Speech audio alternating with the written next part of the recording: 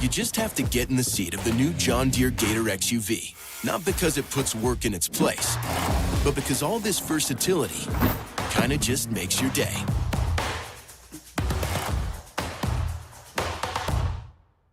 The Brawley Police Foundation is an independent, nonprofit organization that provides grant funding and crucial resources to the Brawley Police Department, with programs that would normally not be funded. These programs directly improve public safety and enhance the quality of life for our citizens. Could you use help with your electric bill? Imperial Irrigation District, your public power provider, offers several payment assistance programs. Our income-qualified customers can save up to 20 or 30% on their electric bill and also receive assistance if they face service disconnection for non-payment. For assistance, call us at 1-800-303-7756, visit one of our customer service centers, or find us online at iid.com.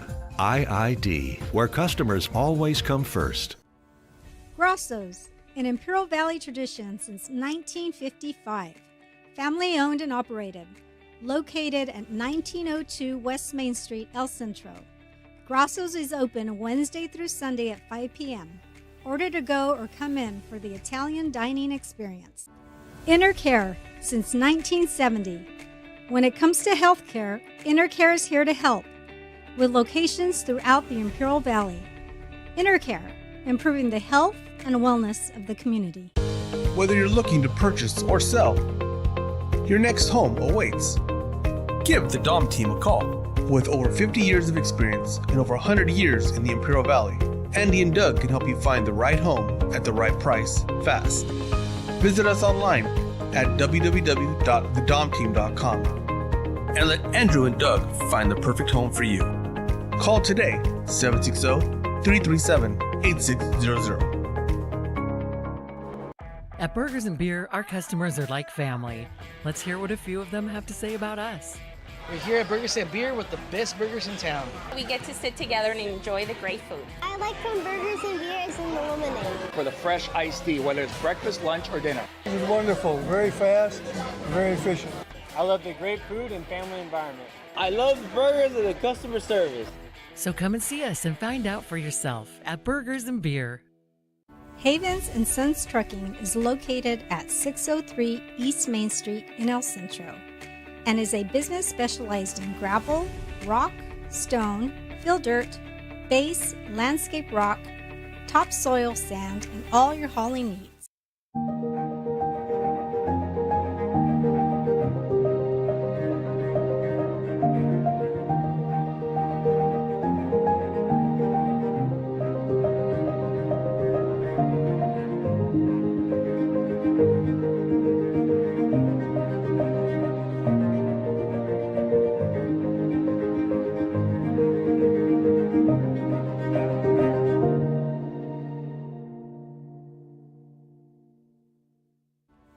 Ojeda Industries is here to offer solutions with exceptional products and services for all your agricultural, industrial, and power transmission needs. It's Ojeda Industries, hydraulic repair service in Brawley at 1698 Jones Street. Call us at 760-623-7299. Imperial Flying Service, taking care of the entire Imperial Valley with all your aviation fuel needs. Imperial Flying Service is a proud supporter of our U.S. military, the aviation community, and all Imperial Valley communities.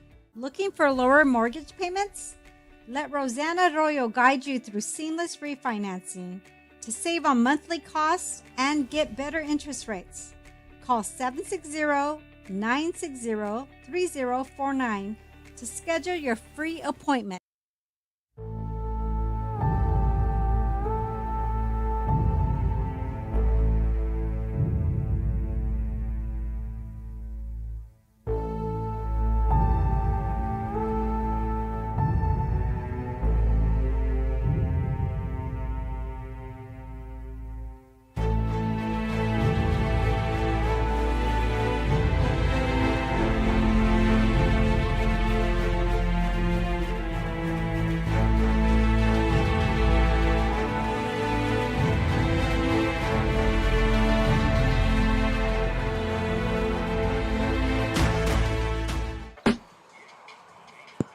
From the Chocolate Mountains to the Sea of Cortez, all along the border on a Friday night, this is exciting Imperial Valley football on VSNSports.net. The Valley Sports Network, your source for Imperial Valley sports. For the absent John Moreno, I've got Tony Butch Morales in his place. This is Vic Carrillo here at Eagle Stadium at beautiful Southwest High School along Interstate 8 as the Vincent Memorial Scots in a home opener, league opener, are utilizing this site as they alternate with Calexico High School for their home sites as well to receive the visiting Palo Verde Yellowjackets from Blythe, California. Ladies and gentlemen, Vincent Memorial, after dropping a heartbreaking loss to the Imperial Tigers, the second game of the season, has been on a roll ever since, and they seem to have found the answer at quarterback with Patricio Carranza. And to talk about that, let me welcome our color analyst and color commentary, Tony Butch Morales. Tony, welcome. Hey, Vic, thank you so much for having me. Hopefully we'll have a great night football tonight. Friday night lights here at beautiful Southwest Stadium. The crowd's getting ready. Hopefully it'll be an exciting game. The Vincent Memorial Scots have turned it around the last, I believe, 4 games. They've won 4 games in a row after their loss to Imperial. But at that time when we watched them, they were without Patricio Carranza at the quarterback position. If you don't have a quarterback and you're struggling and trying to find an identity, we talked about finding an identity last time, but now he has played well in the last 3 games and he's passed well, he's carrying the team, and defensively is where they start, and that's where they're strong on the defensive side. So I'm looking forward to see what Palo Verde does tonight. Typically they run downhill and they give it to the running back and get everybody lined up foot to foot and run, to penetrate the line. So we'll see how they do tonight. I'm excited.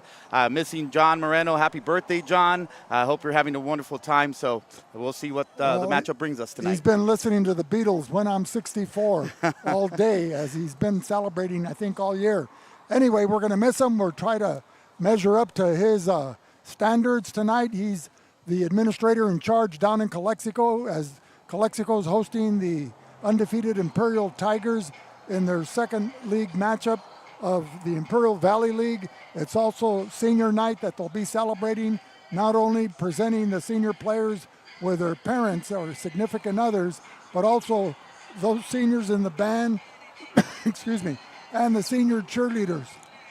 A special treat at halftime will be the presentation of the 50th anniversary of the 1974 Desert Valley League champions that'll be celebrating this weekend, tonight with our halftime introduction, and tomorrow night with a dinner banquet at Grasso's Restaurant commemorating the championship that they won 50 years ago under the direction of first-year coach at that time, Joe Evangelos. Awesome, congratulations. Let's talk about this offense that the Palo Verde Yellowjackets bring. It's a wing T or single wing. It's not utilized by a lot of schools anymore. It's from yesteryear, but it took them to 2 consecutive CIF championships in the San Diego section, Division 5, utilizing that under Wally Grant.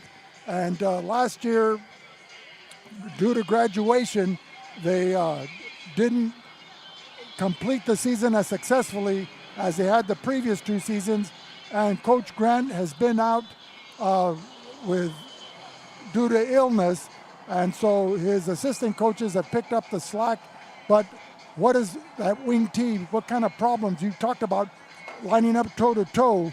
What does that mean to our viewing and listening audience? Well, that means that you're going to see predominantly running attack, and what they do is bring the center, the 2 guards, the tackles offensively, and they bunch them together along with maybe a couple tight ends. And what they do is they actually challenge you to stop the run, and they go downhill right at you. So you have to have a defense that plays fundamentally well. And what I mean by that is the defensive line has to have discipline in gap assignments. If you have a defensive lineman that doesn't shoot the right gap, it creates an alley for the running backs to run through. And now they put a lot of pressure on the running back to make sure that they get the tackle. If they don't, then that's when they tend to bounce it off for big plays. And they got to have big games from the linebackers. And that's their strength. That's Vincent Memorial's strength, is the defensive side. So we'll find out how strong defensively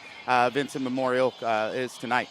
Well, Vincent responds defensively with Emiliano Fimbres, who has 52 tackles this season. He was one of the leading defenders last year. He'll be playing the defensive tackle, but they kind of move him freelance from side to side. He'll line up at the defensive end. He'll line up at nose guard. He'll line up at defensive tackle.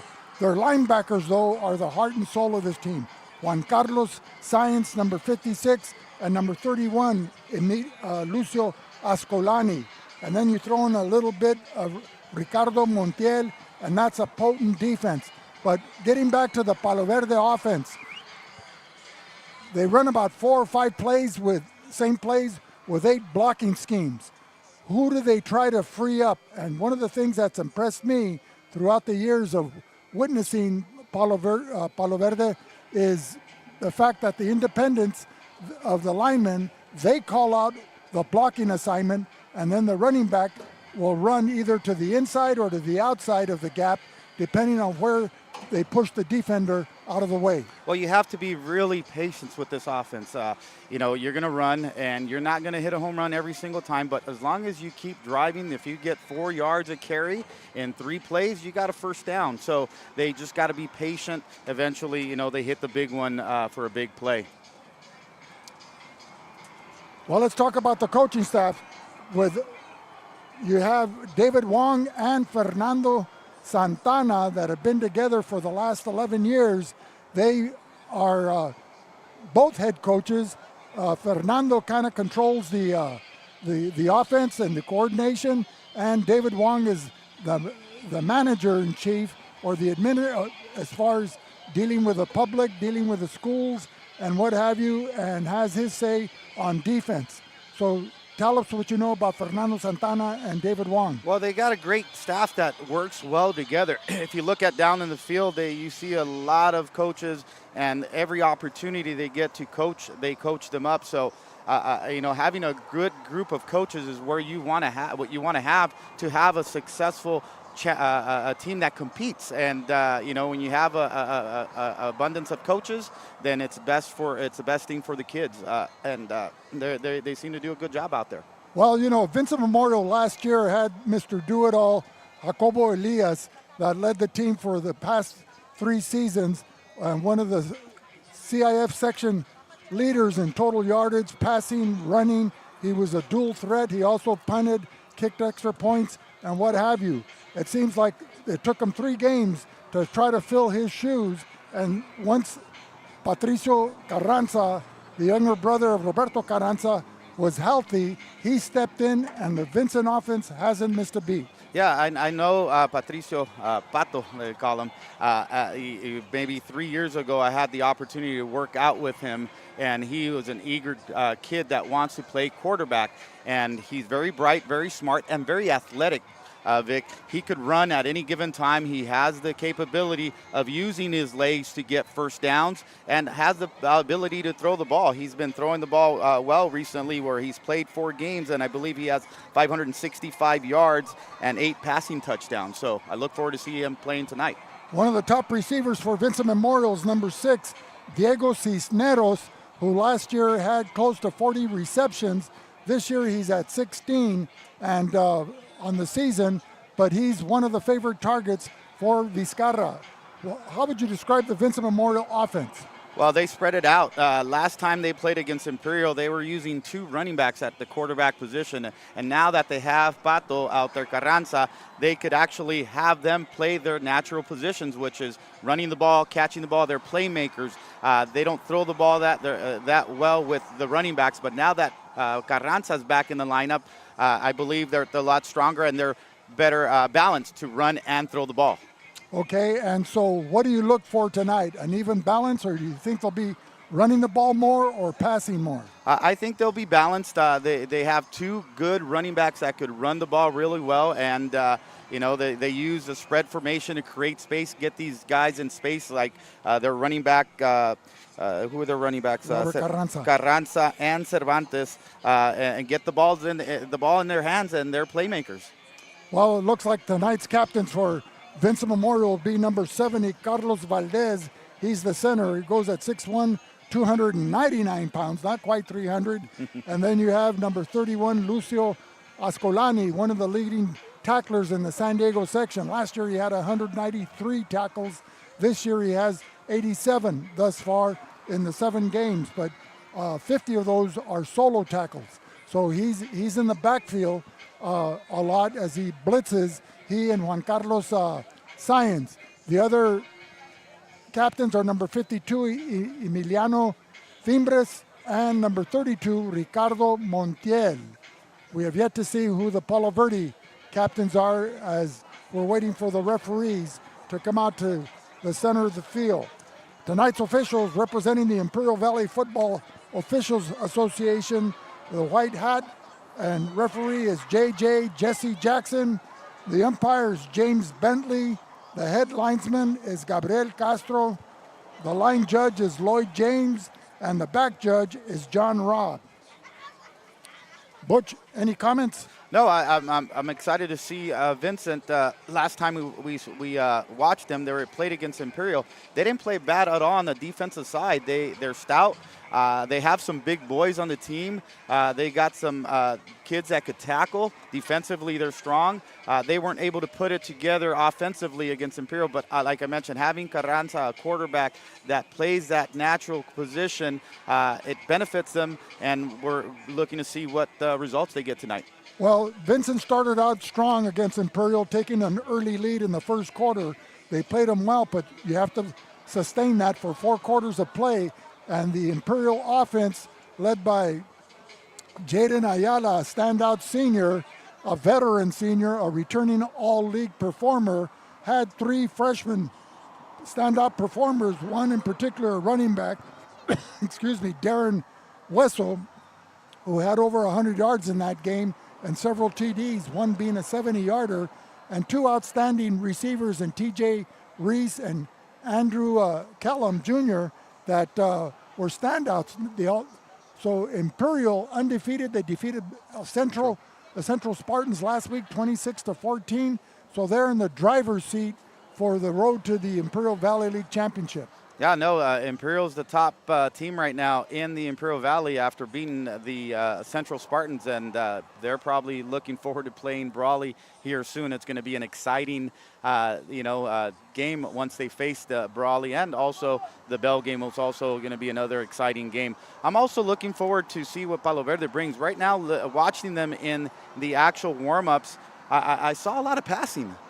So I'm curious to see if they're going to implement that this game. They don't pass a whole lot. They just typically run and have only passed, I believe, with 13 times this whole entire season.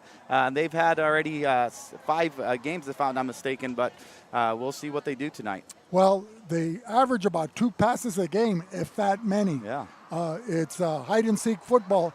The quarterback will spin like a top. When he gets the snap under center, like you said, the linemen are toe-to-toe. They're right next to each other, so the defense can't really see who has the ball. And by the time they realize who the ball carrier is, he's already 5 yards deep into the defense. And so that's 2 of those carries, you've got a first down. And it's hard to prepare for something like that at practice. Going up to this game, the week of practice, they have to be physical and tackle and run that type of offense when you're running your scout offense to get a look to see how Palo Verde runs, and you're asking for these kids to be physical at practice too. So I'm curious to see how they do tonight as far as defensively for Vincent Memorial. Well, in addition to Vincent Memorial, he hadn't played early in the season, is Manuel Montaño, the defensive end. He's 6'3", weighs about 200 pounds, and when he's played sporadically the last 3 years, he's provided stellar results. So that should help out Fimbres, Ascolani, Science, and the rest of the defense. No, they do. I was looking at their roster, and they have some big kids and good size from both sides of the ball. So it looks like Palo Verde will receive the opening kickoff as the players are exchanging handshakes as part of the sportsmanship, ladies and gentlemen. We'll be back with more in a minute on VSN.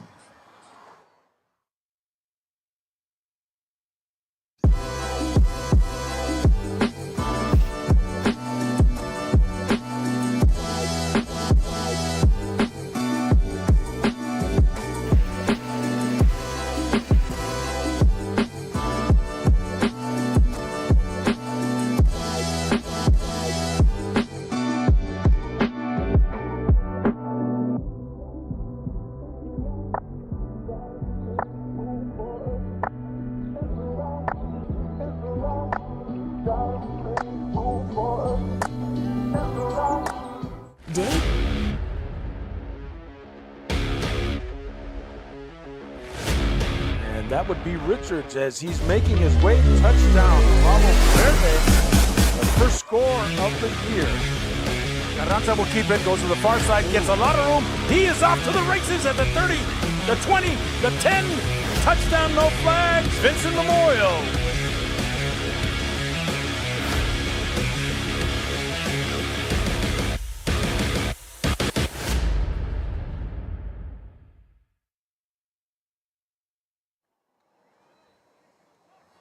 Welcome back, ladies and gentlemen, to Eagle Stadium as the Vincent Memorial Scots and number 11, Mateo Ramos, getting set to kick off to the receiving and visiting Palo Verde Yellowjackets.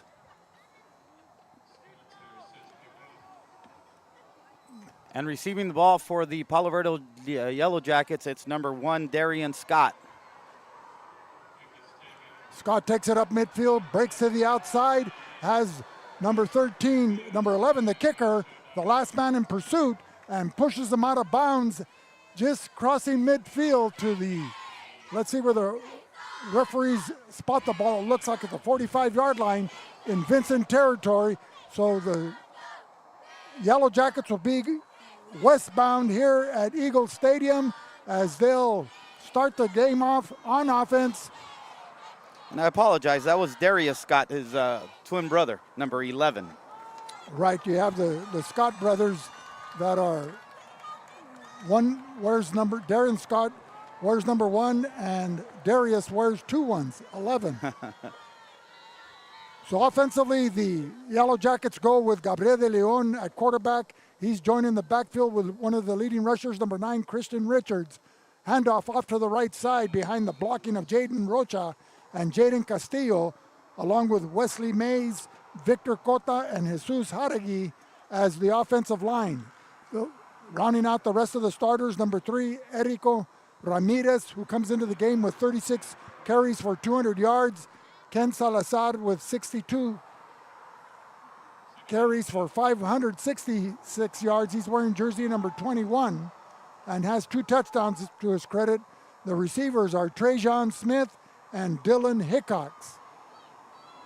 Hey, Victor, they changed their offensive style there. They're still going downhill, but now they're spreading it out a little bit with 2 receivers. So they are changing their offensive formation based on what we've seen in the past. Well, defensively, the Scots go with Alvaro Pereira, 28 tackles, wearing jersey number 1. Juan Pablo Rivero, number 2. Diego Buenrostro, 17. Juan Pablo Cueva, 21. Eric Munoz, 25. Lucio Ascolani, 31. Ricardo Montiel, 32. Gael Santillan, 50. Emilio Fimbres, 52. And Juan Carlos Sainz, 56.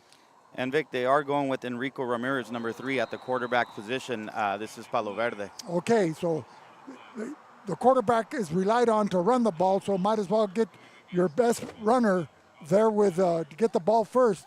He comes into the game with 36 carries for 200 yards and 4 touchdowns to his credit. Surprisingly, this offense has been shut out several games out of the first 7 that they've played. They suffered an opening game loss to the Calexico Bulldogs at Blythe.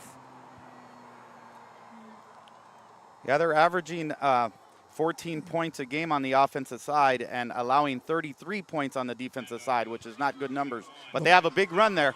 Ball handed off to number 21, Ken Salazar, who runs behind the blocking of Jesus Aregui and Victor Cota, able to get the ball across the 40, the 35, down to the 27-yard line of Vincent Memorial. Vincent Memorial defending the western goal to their backs, and they're wearing all blue uniforms with gold, Las Vegas gold numerals and Las Vegas gold helmets. Hey, and Vic, they're coming down from a two-game win streak here. They played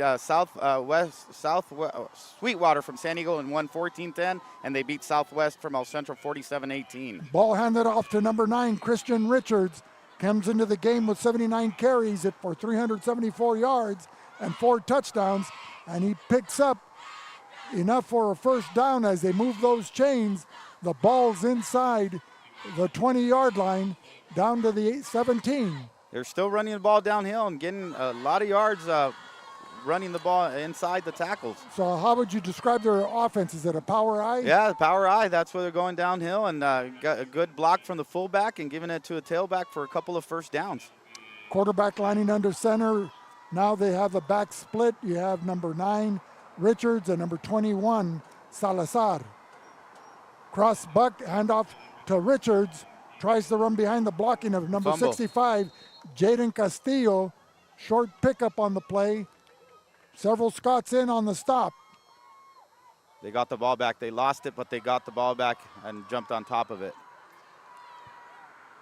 It's a big break for Palo Verde there. 8:25 if you just joined us, ladies and gentlemen, in the first quarter. Game got a late start, starting at 7:30. There was a JV game as the preliminary game, with Palo Verde eking out a close win over the JV Scots of Vincent Memorial. So kickoff tonight was at 7:30, and this is the 5th play of the drive for the Palo Verde Yellowjackets. Erico Ramirez under center. A power eye. Picked up immediately by number 52, nose tackle, Emiliano Fimbres. Fimbres comes into the game started the game with 52 tackles, matching the number on his jersey. One of the stellar defenders for Vincent Memorial, along with Lucio Ascolani and Juan Carlos Sáenz. Those 3 kids are tough kids that play really well on the defensive side, as number 52 just showed that. While Ascolani has 83 tackles on the season, Fimbres 52 and Sáenz 52. So those are the main tacklers for the Scott defense. Ramirez rolling out, trying to look for some running room. The ball comes loose. It looks like it might have been recovered by Vincent Memorial. It was. And that is number 32, Ricardo Montiel, the senior cornerback. And so the first turnover of the game with 7:04 remaining in the first quarter. The Yellow Jackets cough it up, and Vincent will start out at their own 16-yard line. So what say you, Butch? It's got ball security there is key. They put a good drive for about maybe 25 yards and in the red zone, and fumbling the ball is just disheartening. It messes your morale down a little bit. So they got to secure the football. Patricio Carranza, the signal caller in shotgun formation, wearing jersey number 7. Handoff off the middle. No go as they're running behind the blocking of number 70, the center, Carlos Valdez, the guards. And number 19, Trajan Smith, was in there for the tackle. Well, you have a injured Scott on the ground. The rest of the line is on Andre Camacho, Gabriel Tobias Duarte, Manuel Quintero, and Gustavo Leon. And Vincent doesn't show like they've done a lot of changes to what they've used in the past, running and spreading the football and throwing the football. Like right now, they just gave a quick draw to the running back, but it looks like they're going to be throwing the ball as well. We'll be back with more in a minute. Ladies and gentlemen, the Keystone HR. Need top talent fast? Keystone HR connects you with skilled professionals ready to work. Keystone HR, your key to success. Call us today at 760-357-2929. CR&R, need reliable waste disposal? CR&R Waste Management has you covered. Our eco-friendly services keep your community clean and green. Visit crnrwasteservices.com, the face of a greener nation.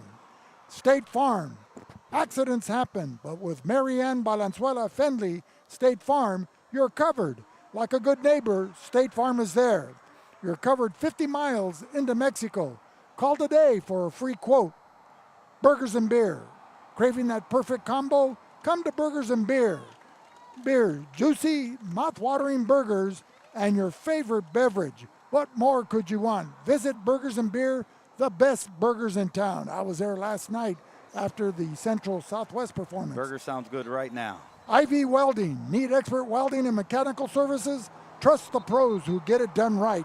On time, every time. Call IV Welding and Mechanical. Precision in every spark. We're back to live action here as the player number 23 for Vincent Memorial has to come out and sit out a play.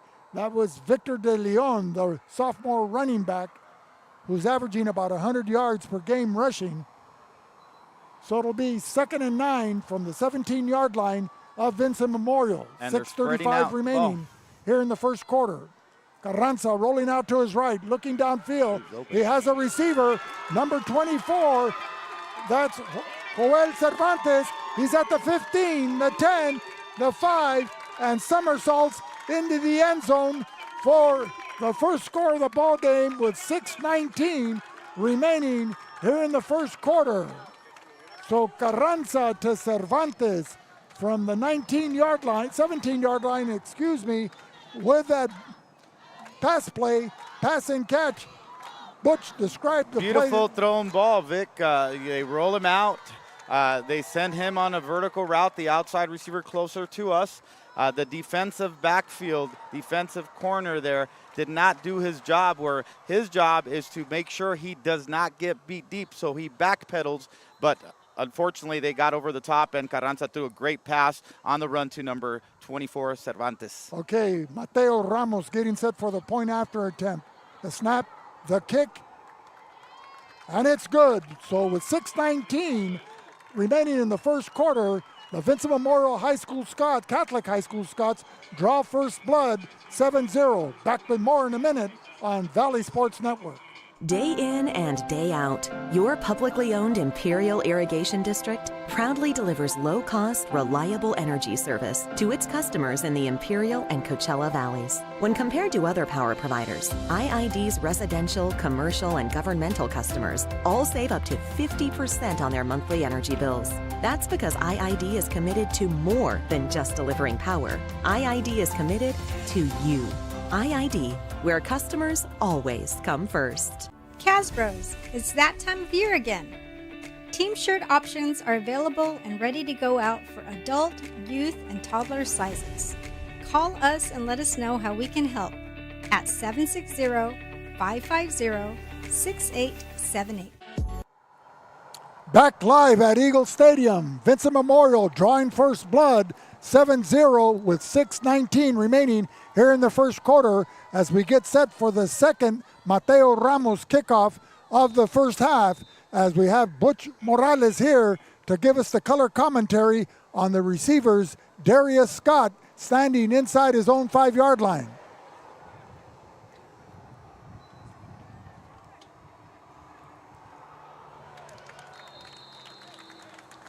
So Butch, what did you come up with? I don't know who is that number that just caught that ball. That was number 10, returning Carlos Mota, was out there to return the ball, and he returned it for about maybe 15 yards there, got tackled. So he took it in at his own 5-yard line, cut across to the 10, zigzagged to the near hash mark, and made an exciting run to the, 15, 16-yard line? Make it the 26. So it was better than what it looked on paper.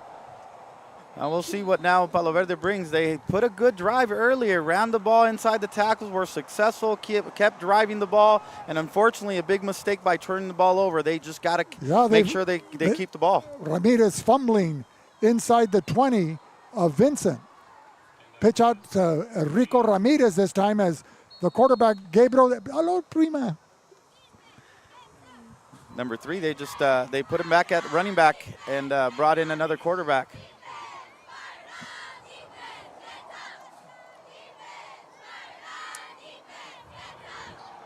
So it'll be 2nd and 7. The ball at the 31-yard line for the white-clad green numerals and solid green helmets of the Palo Verde Yellowjackets.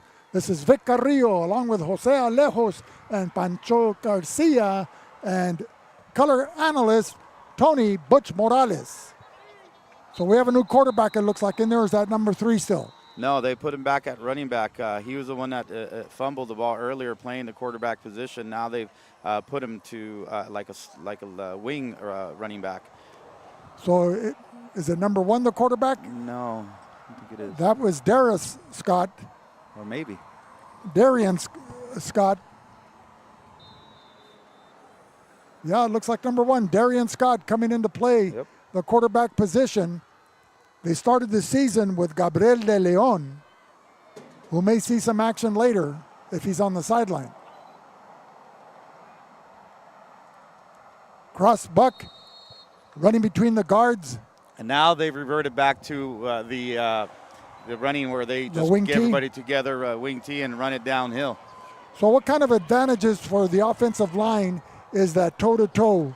What kind of advantages does it have, and what type of problems does it cause for the defense? The advantage is that you have a better way to double team the interior guys, the defensive tackle. So you work you work in tandem with the center and the guard, and then they're able to get to the second level, which is the linebackers. Ramirez with the pitch as he cuts off the right tackle, then reverses field and tries to go up the middle, but brought down immediately by Juan Carlos Sáenz, the middle linebacker, and number 31, Lucio Ascolani. That was a hard, aggressive tackle, but the run was enough for a first down, so they're moving the chains. Well, but they feel those tackles. Eventually, throughout the game, it wears them down. So with 4:19 remaining here in the first quarter, 7-0 in favor of Vincent Memorial, the Yellow Jackets on their second offensive series, trying to drive the ball. They took the kickoff to the 26. They're now at the 40 of Palo Verde with a first down. Reverse to number 21, Ken Salazar. And the objective for the Palo Verde Yellowjackets is to keep running the ball, keep using the time on the clock, getting first downs, and getting the defense tired. Once they're out in the field all game long, they'll eventually, wear them down and eventually hit a big play. Well, they go left to right with Jaden Rocha, number 50. Number 56 is Jesus Jaregui.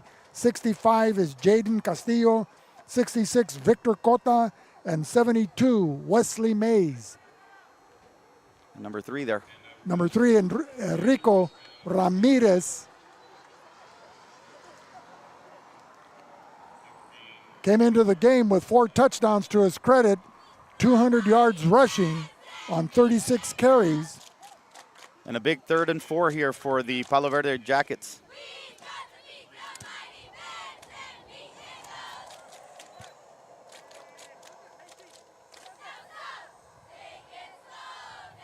Hobbling off the field, number 31, Lucio Ascolani, coming to get a break here. Into the game, number 24 for Vincent Memorial. That's Joel Cervantes, who has a touchdown pass to his credit. Number 1, Darian Scott, with a quarterback keeper. And he's close to a first down there.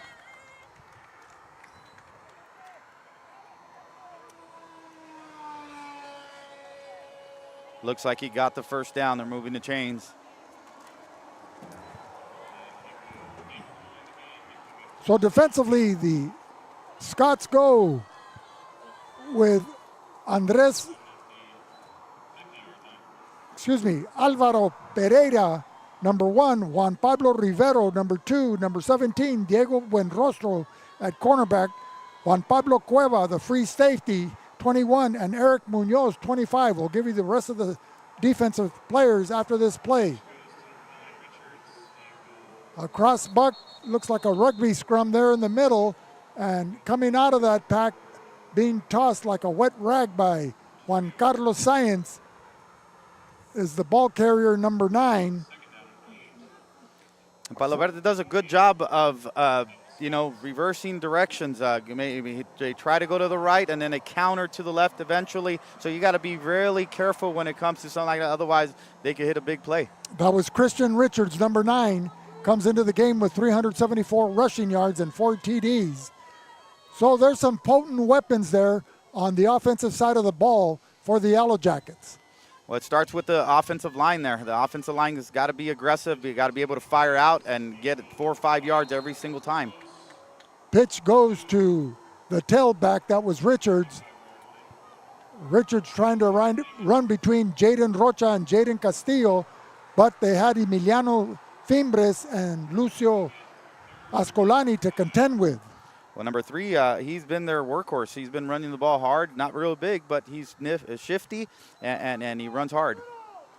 Well, the key, I guess, or the prototype running back that you want for this wing T is someone that is short, quick, and high leg action. And the reason for that, as a defender, as a linebacker, if you're not able to point out the ball or find the ball given to a specific receiver, you can't find the running back. Well, what kind of an advantage does it have where the running back is right up on the back of the quarterback? Well, it's a quick hitter. They give the ball to them real quick. But like you see there, defensively, they're flowing to the ball. They're pursuing well and making strong tackles. Well, that was number 21, Christian Richards, from his wingback position, which normally would be in offensive jargon the slot position, getting that pitch and running between the guard and tackle on the left side. Hey, Vic, and it's also difficult to find talent every year like Marcus Macon. And that's the end of the first quarter of action. Vincent 7, Palo Verde 0. Back with more in a minute on VSN. We are Sewing Exchange, a garment manufacturing company.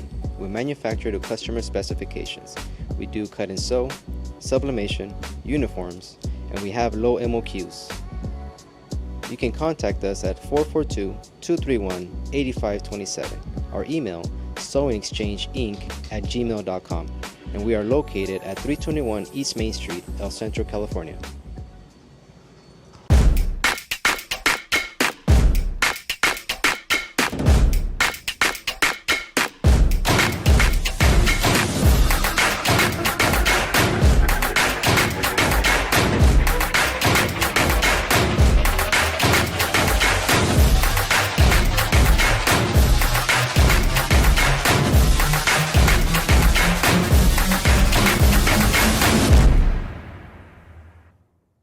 October is here with spine-chilling deals at Al Centro Motors. Drive away in a 2024 Ford Bronco with an APR as low as 3.9% plus up to $2,000 cash back on select models.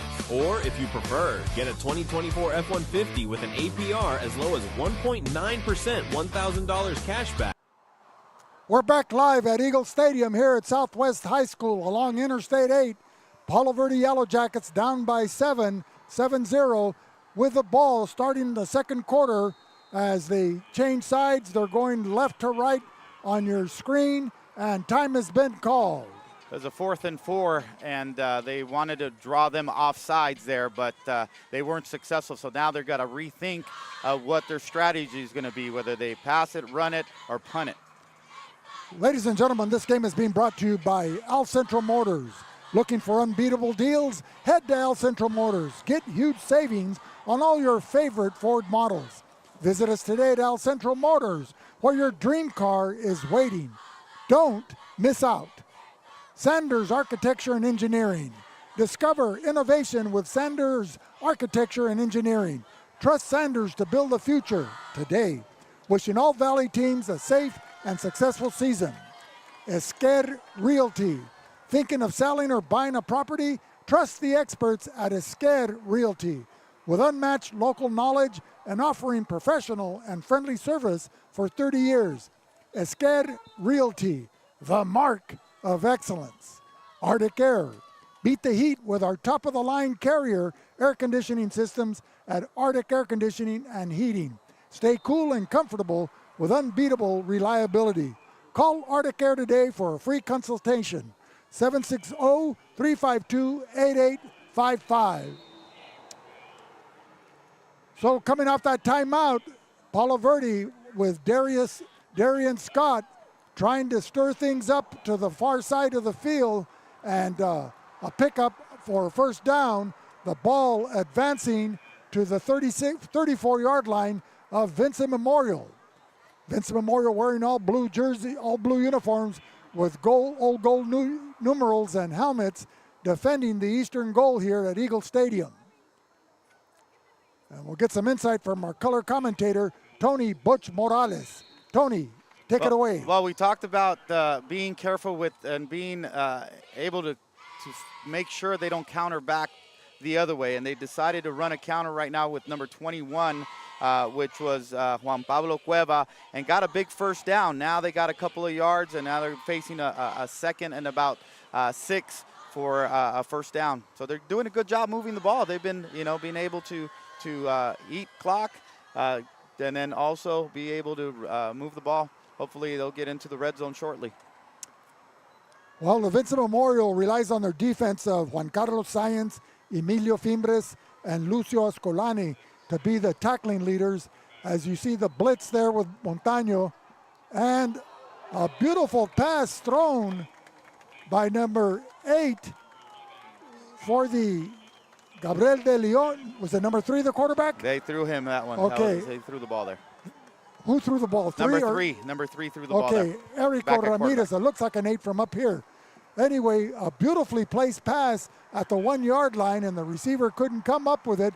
Ricardo Montiel, number 32, on the coverage. Yeah, they're interchanging the quarterback. They're changing, number 3, number 11, or I can't remember, number 1. They've been alternating. Well, it's a 3rd and 6. The ball at the Vincent 29, 10 minutes, 40 seconds remaining here in the second quarter. Vincent up 7-0.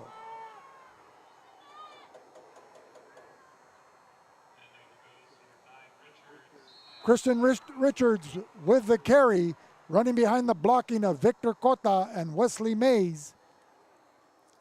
Another big 4th down, 4th and about 4 yards. In to make the stop, Fimbres, number 52. Going back to that pass that the number 3 quarterback threw to, I believe, number 11. Darius Scott. Who had it in his hands. He's got to come up with that play. It's a big game, big play. You got to be able to make a big play in a big game. That was just an unfortunate drop by him. Also assisting on that play, number 25, defensive end, Eric Munoz.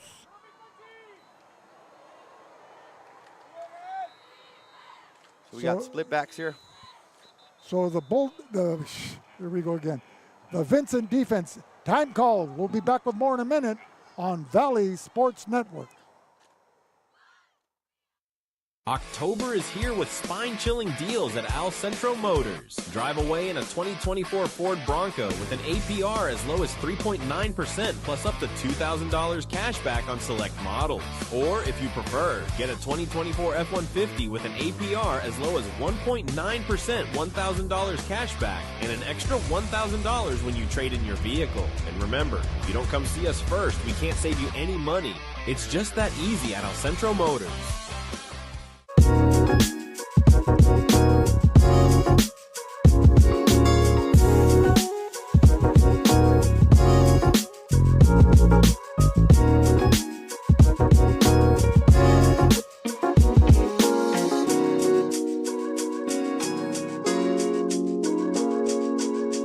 Lee Tire Company. We are a local, family-owned business specializing in tires and automotive needs. We are located at 114 Main Street, El Centro. Call us at 760-352-1222 1721. We're back here at Eagle Stadium. 9:51 remaining in the second quarter. The ball at the 26-yard line. It's a 4th and 3 for the Yellowjackets. Vincent causing a turnover in the first quarter and capitalizing right away with a 75-yard touchdown bomb from junior quarterback Patricio Carranza to Joel Cervantes to give Vincent their first 6 points of the game. Mateo Ramos with a point after attempt, and he was successful. We've got a quarterback keeper that looks like number 3, Enrico Ramirez. It'll be close. Will they come out for a measure? No, they got a first down. So they're moving those chains as Ramirez picks up a first down, but more importantly, he's able to hold on to the football and not cough it up. He was determined. He saw the first down marker, was able to get 3 yards that he needed.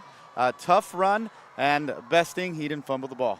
He learned from his mistakes. So the ball's at the near hash mark for Palo Verde.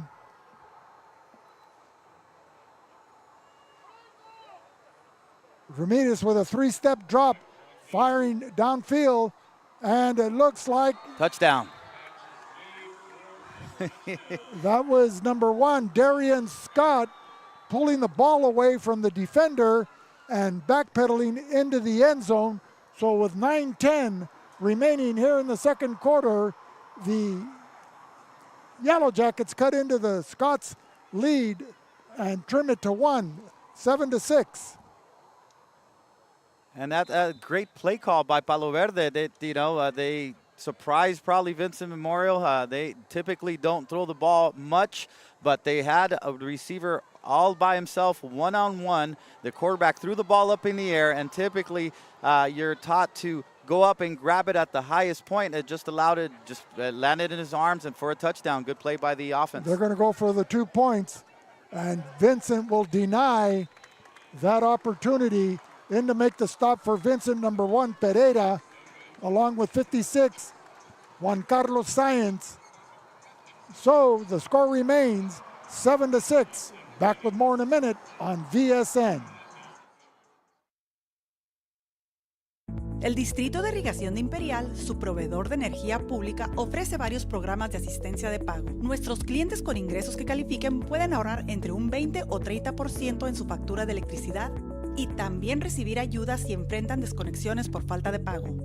Para recibir ayuda, llámenos al 1-800-303-7756. Visite uno de nuestros centros de servicio al cliente o visite iid.com. iid, donde los clientes siempre son primero. Imperial Valley College is the #1 community college in the nation. Winner of the 2023 Aspen Prize for Community College Excellence. Back at Eagle Stadium as we get set for the kickoff after the score by Palo Verde, 7-6 in favor of Vincent. Deep to receive for Vincent Memorial, number 1, Alvaro Pereira, a junior, 6 foot, 175 pounds. And number 24, Joel Cervantes, who has a touchdown reception to his credit in the first quarter to give Vincent the first 6 points on the scoreboard. Hey, Vic, good job by Palo Verde. They was able to, once again, they were able to sustain a drive, move the ball, got big first downs, and were able to take that particular drive and score. Not only they're scoring, they're keeping this game close, and they're running the clock down by doing so. Getting set to kick off for the Yellowjackets, number 11, twin brother Darius Scott. Hey, Palo Verde's, always has had a great talent in that city.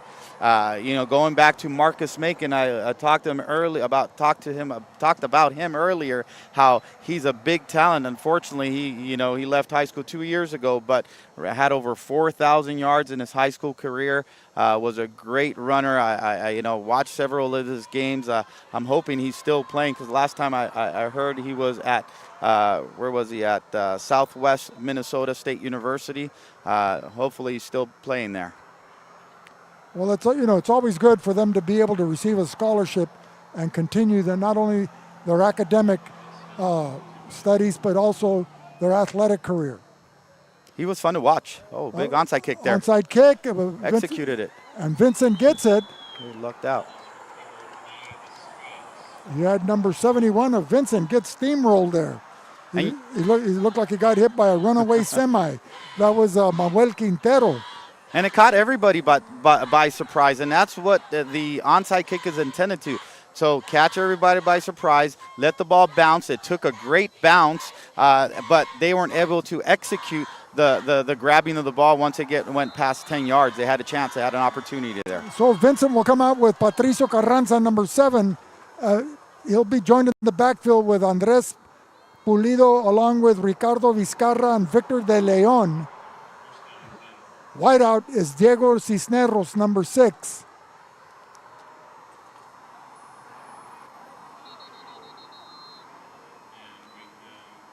Hey, Vic, and they've only had one possession of the football, right? The Vincent Memorial? Right, after that turnover. Yeah, and it's already 9 minutes into the second quarter. So they haven't had a lot of opportunities to make a lot of big plays. So like I mentioned, Palo Verde is doing a good job of sustaining drives and a big score for them. So now it's a tight game. We'll see what Carranza is able to do here. Well, the big play offense of Vincent Memorial under the direction of assistant head coach Fernando Santana struck gold with Carranza to Cervantes for that 79-yard touchdown play on their second offensive play. Handoff to Leon. Victor Leon, a sophomore running back. And number 3, Enrico Ramirez, was part of the tackle. There was about 3 Palo Verde Yellowjackets in the backfield, but he was the main one. So defensively, they go with Darian Scott on defense, Enrico Ramirez, who made that tackle, number 8, Gabriel De Leon, 9, Christian Richards, 10, Dominic Salcido, 11, Darius Scott, Jimmy Diaz, number 30, Kenneth Salazar, number 21 with 28 tackles on the season, Jaden Castillo, 65, and Antonio Barron, number 68. It'll be 2nd and 17 for the Scots. The ball at their 44-yard line. And that pass picked off by number 19 of Palo Verde. That was Trajan Smith, who stepped in front of the intended receiver, number 11 for Vincent, and that being Mateo Ramos, who also doubles as the punter and kicker. And that's a big play by Palo Verde to capitalize now on a turnover, have 8 minutes left with 5 seconds, and they've been able to run the ball on Vincent, surprisingly, and now they see if they could sustain another drive. Just an errant throw by the quarterback there. He had the receiver open, but he had to throw it a little bit higher. He underthrew the ball, got to throw it over the linebacker's head. It was too flat of a throw. That was Carranza intending to find Ramos. Anyway, will it be a telling effect on the defense? They've been on the field for quite some time. Handoff to Richards, running up the middle behind the blocking. Yeah, it will. It takes a toll, especially being out there snap after snap after snap, not getting any rest. They keep on driving the ball, getting first downs, and they're coming right at you. That's why it's difficult to prepare, because you have to have a physical mindset on every snap and be able to make tough tackles.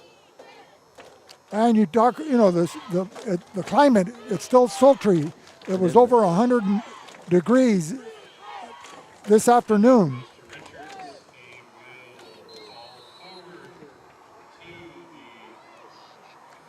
Close to a first down here. Brought down by number 57, Jesus Martinez, a senior for Vincent Memorial. And they gave him the first down there.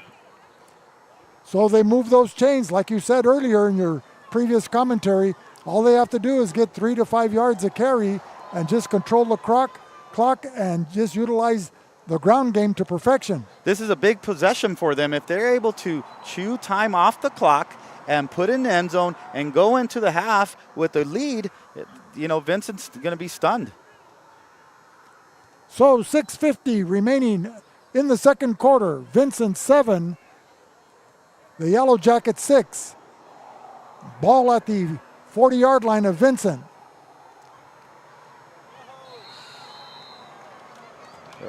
And a blitzing. Number 52, Emiliano Fimbres, a little too eager to get in there. He must have known what the play was going to be. No, we talk about, taking a toll on you, being a little tired, being a little worried. What happens is when you are physically tired, your discipline, your focus, it wavers a little bit. And now you have the ball in front of you, and the ball doesn't move, then you don't move. It's as simple as that. But when you're tired and mentally drained, it takes a toll on you. So Enrico hands off to Christian Richards.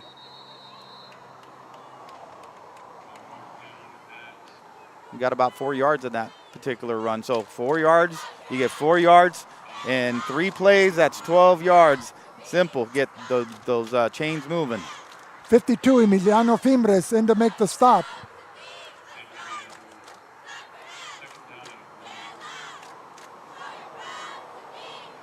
So the Yellowjackets are running to the heart of the Vincent Memorial defense. Fimbres and Science, the inside linebackers, along with Ascolani. And this is when these leaders that have been playing there for a long time need to step up and get everybody motivated and make a big play here. 3-step drop, forced to scramble. Fimbres in there. And there's your big play, stepping it up. Let's see who was involved on that sack. That was 52 Fimbres who was on it. 52 Fimbres. Who else? Somebody applying the pressure was number 5, I believe. 25, Eric Munoz. And a couple of other players to be named later, including number 57, Jesus Martinez. They brought up the blitz, and they timed it perfect, and it was against a pass play, which Palo Verde is not known for throwing the ball so much, but they weren't able to block those blitzers. Good call by the defense. And number 5 for Vincent Memorial, also in to make that stop, Jose Luis Wong, a 6-foot, 170-pound junior. Forced a scramble, and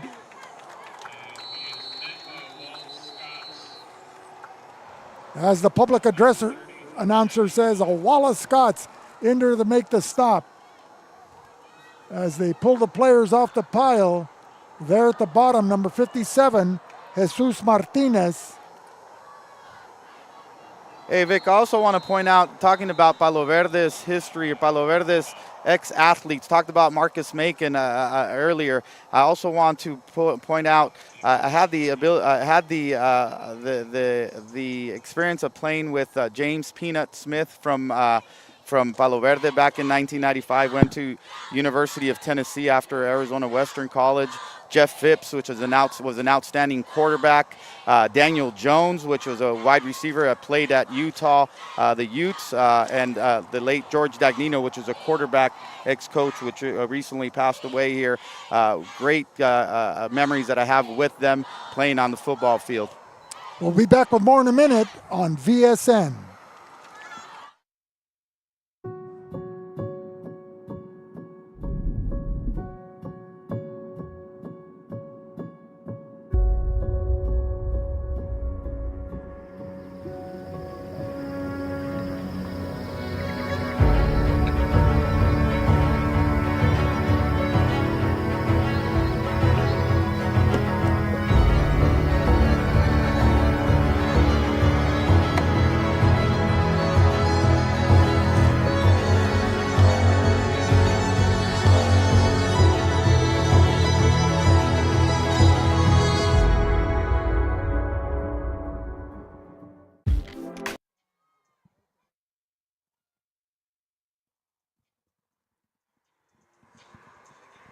We're back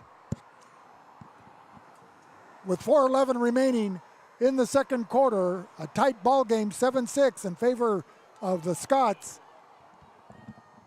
The ball at the 39-yard line of Vincent Memorial. Palo Verde with a 4th down situation. Reverse to Darius Scott. Great call. He gets to the outside. He's got the 1st down and more, and pushed out of bounds at the 20 after a 15-yard pickup. That was an excellent call by the offensive coordinator for Palo Verde. They've ran that play successfully with number 3 at the quarterback position running outside, and now they bring somebody to reverse field, and Vincent Memorial wasn't expecting that. They weren't ready for that, and a big 1st down here. So the ball just shy of the 20-yard line. It's at the 21. So there's no element of surprise other than that reverse, because they've been pounding the ball up the middle and then with the occasional pass. So we have a 1st and 10 at the 21-yard line. Handoff goes to Christian Richards. Met immediately by Fimbres and Juan Carlos Sáenz, along with number 31, Lucio Ascolani. We got 3 yards on that particular run. Also playing a very active game is number 57, Jesus Martinez. A great job by the offensive line of Palo Verde, too, playing against these big boys, Fimbres, Ascolani, and all the strong defense that Vincent has, doing an outstanding job blocking. Fumble. So let's see who recovered that play. Number 54. Another big costly mistake by Palo Verde with the fumble. They have to have great ball security. Cannot fumble the ball. Who recovered that? We'll watch on the replay. The nose guard. Then it was Emiliano Fimbres, number 52. So Vincent will take over with 2 minutes, 40 seconds remaining. Here in the second quarter, they lead by a precarious 1 point, and the ball will be at their own 18-yard line. So the quarterback, number 7, Carranza, comes to get the call from the offensive coordinator along with Fernando Santana.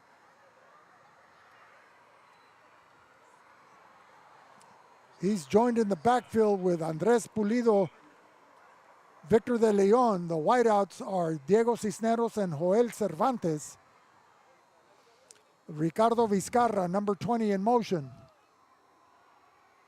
And they're spreading the ball.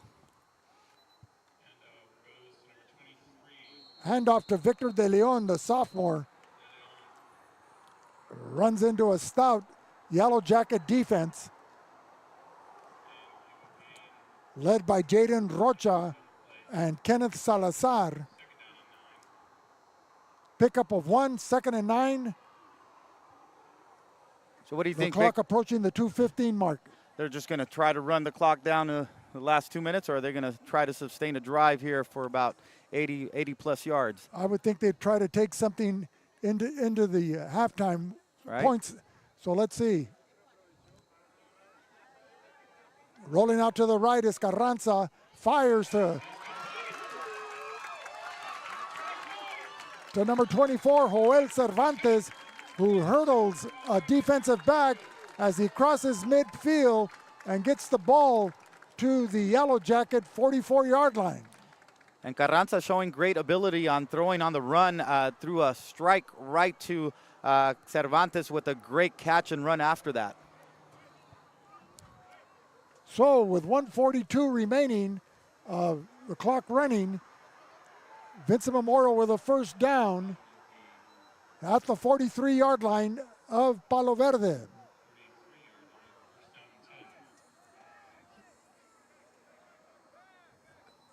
Carranza in shotgun formation, 3-step drop, looking downfield, fakes, pumps, hits.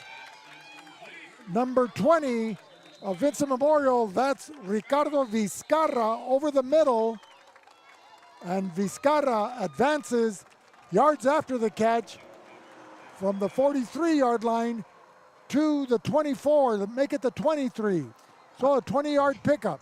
I'm impressed with Carranza there, how he had poise, stayed in the pocket, had some patience, seeing his receiver, come across, had him open, and delivered another strike there. Outstanding job by Pato Carranza.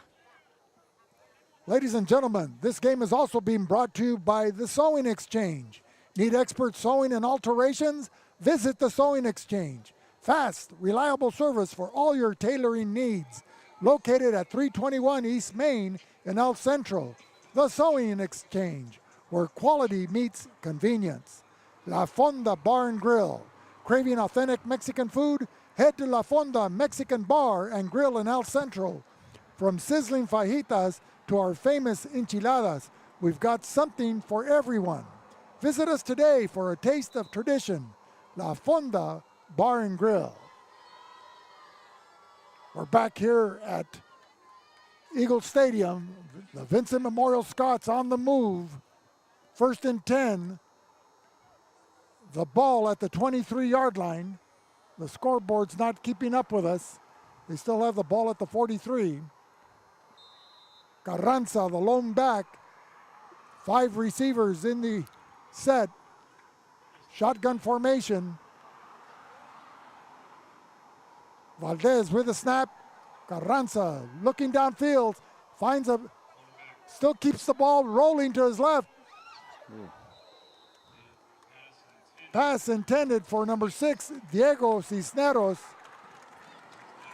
He had an opportunity there to just keep the ball and run towards the sideline where he could have gotten maybe 10 yards, if that, and gone out of bounds and move the ball a little bit. But he decided to do a hard throw where you're moving to the left, running to the left.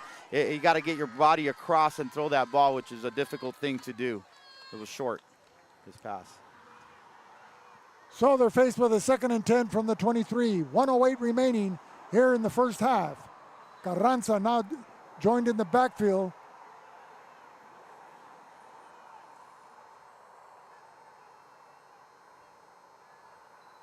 Rolling out to his right, quick pass over to number 6, Diego Cisneros. Wisely steps out of bounds to stop the clock at 1:03.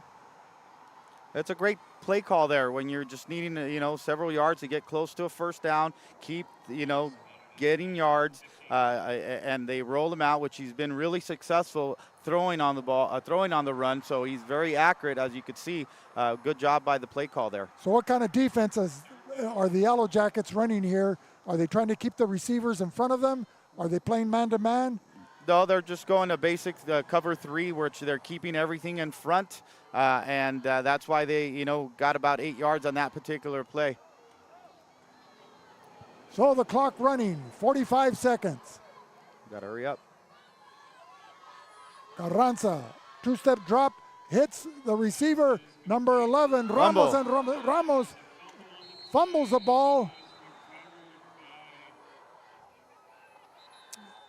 There's a tussle there as the referees are trying to separate them. It's like everybody under the Christmas tree is number 3. Enrico Ramirez comes up with a football. Palo Verde they got the turnover there, so it's been, that's the 3rd turnover of the day. With 31 seconds remaining here in the second quarter, a lost opportunity for Vincent Memorial to add points to the board. They were inside the red zone, and as a result, Palo Verde will take over. The ball 1st and 10 at the Yellowjacket 11-yard line.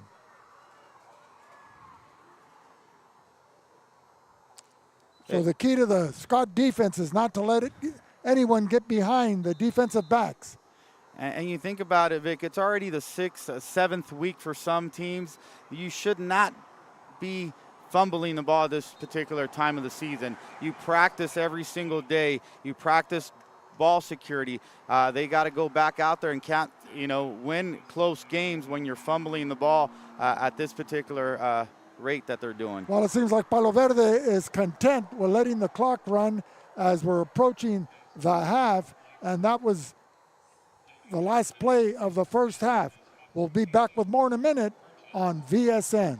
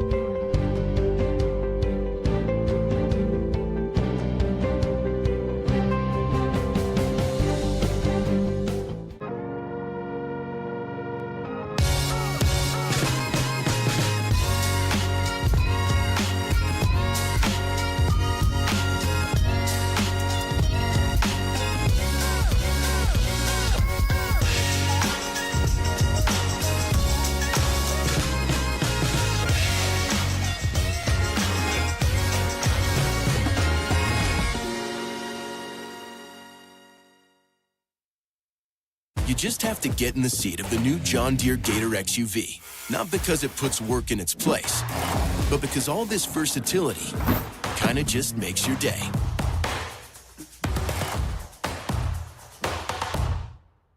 The Brawley Police Foundation is an independent, nonprofit organization that provides grant funding and crucial resources to the Brawley Police Department, with programs that would normally not be funded.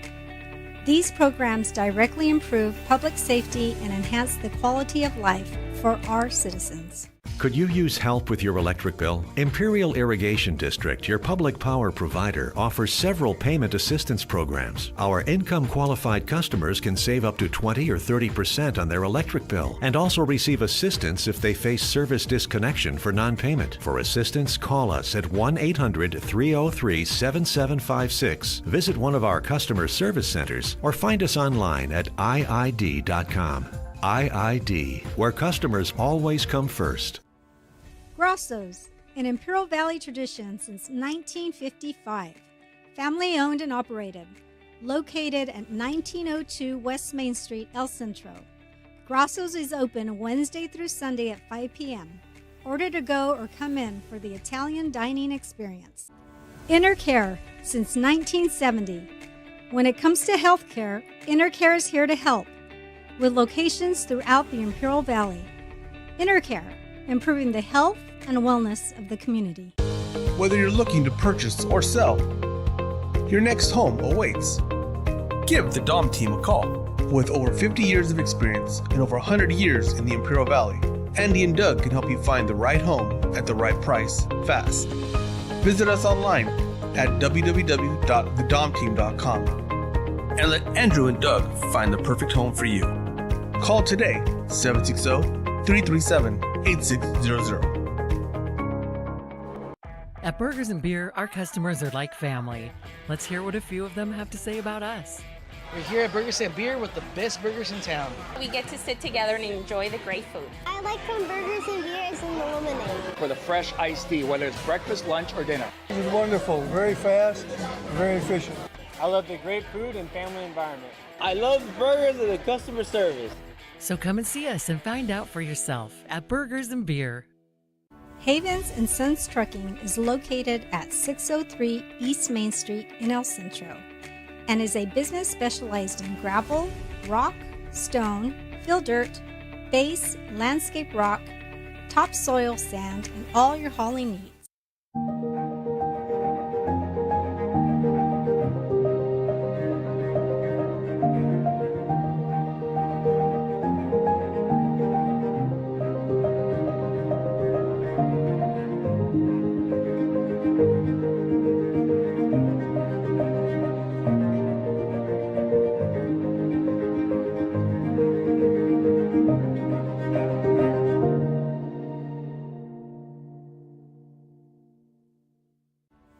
Ojeda Industries is here to offer solutions with exceptional products and services for all your agricultural, industrial, and power transmission needs. It's Ojeda Industries, hydraulic repair service in Brawley at 1698 Jones Street. Call us at 760-623-7299. Imperial Flying Service, taking care of the entire Imperial Valley with all your aviation fuel needs. Imperial Flying Service is a proud supporter of our U.S. military, the aviation community, and all Imperial Valley communities. Looking for lower mortgage payments? Let Rosanna Arroyo guide you through seamless refinancing to save on monthly costs and get better interest rates. Call 760-960-3049 to schedule your free appointment.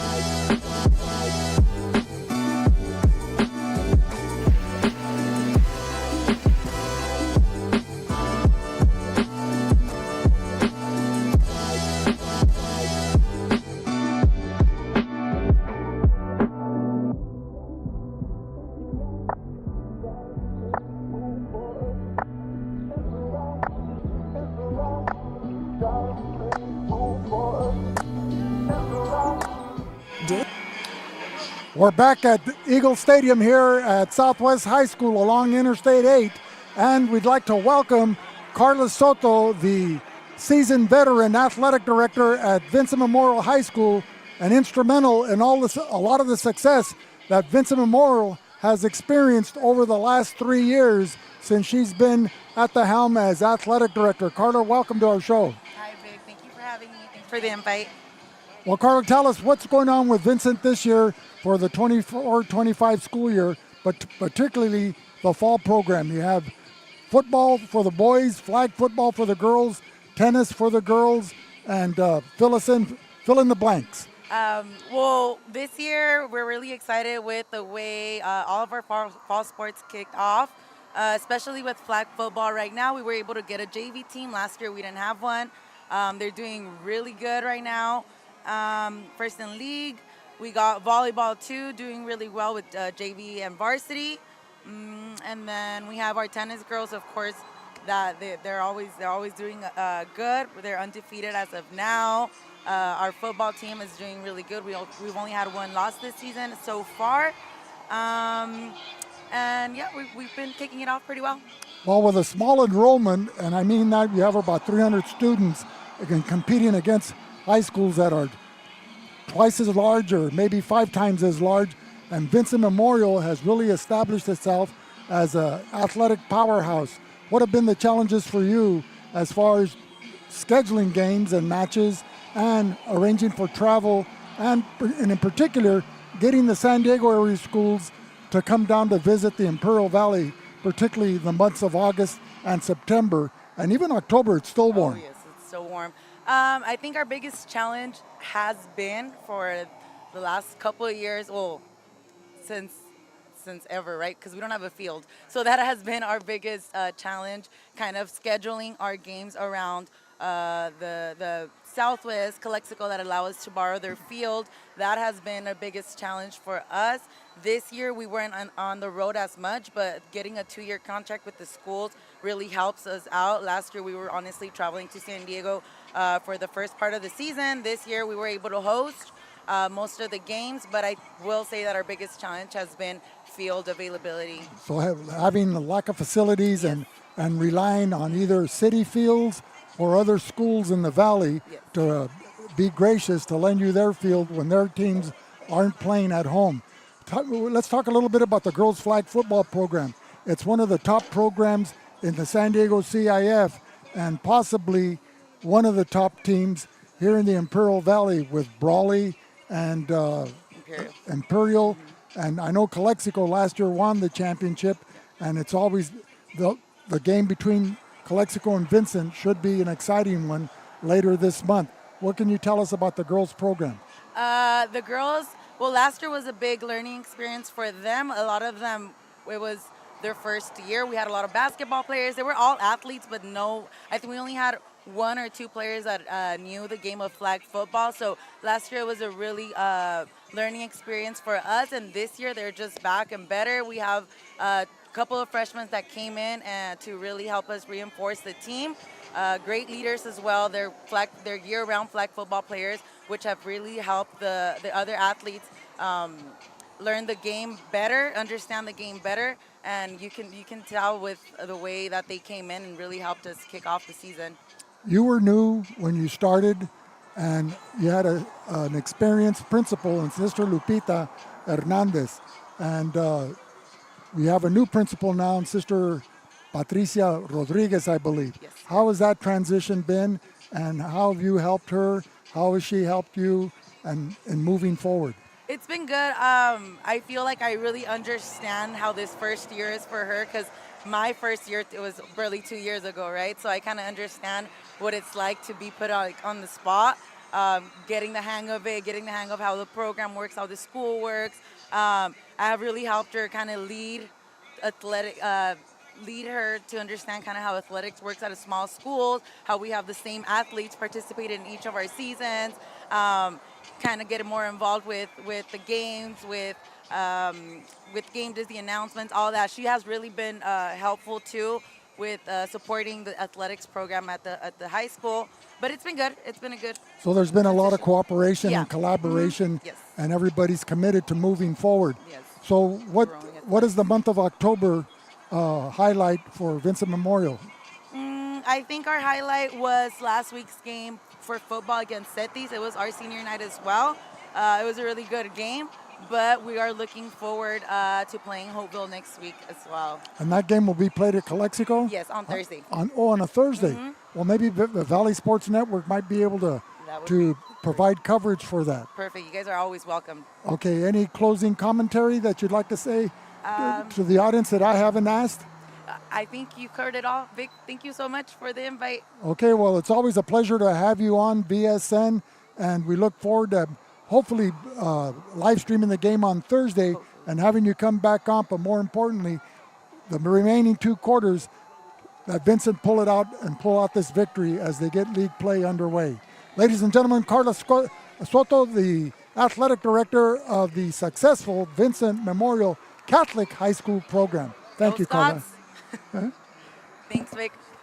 Day in and day out, your publicly owned Imperial Irrigation District proudly delivers low-cost, reliable energy service to its customers in the Imperial and Coachella Valleys. When compared to other power providers, IID's residential, commercial, and governmental customers all save up to 50% on their monthly energy bills.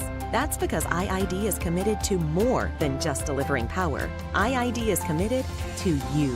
IID, where customers always come first. Casbros, it's that time of year again.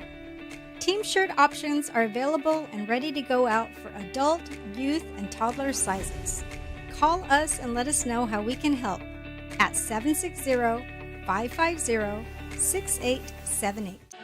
We are Sewing Exchange, a garment manufacturing company. We manufacture to customer specifications. We do cut and sew, sublimation, uniforms, and we have low MOQs. You can contact us at 442-231-8527. Our email, sewingexchangeinc@gmail.com, and we are located at 321 East Main Street, El Centro, California.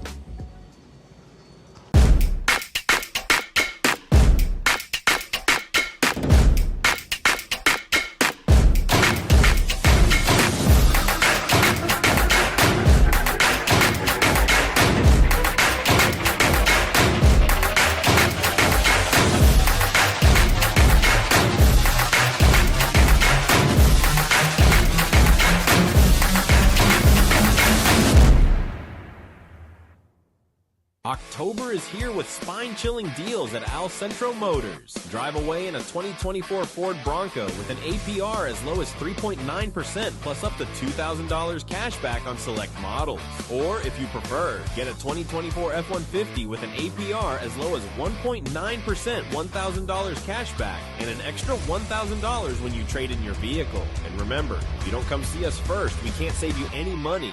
It's just that easy at Centro Motors.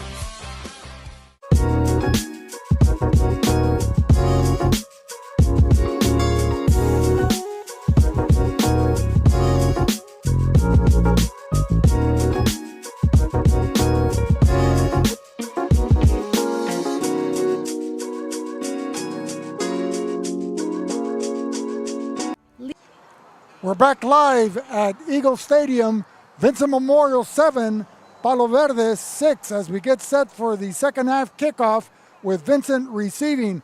Butch, it's been a surprising first 2 quarters of play with a game so tight, 7-6.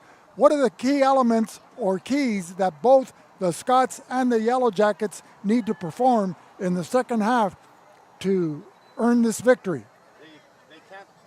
Can't turn the ball over. That's the number one thing. Both teams have had costly mistakes.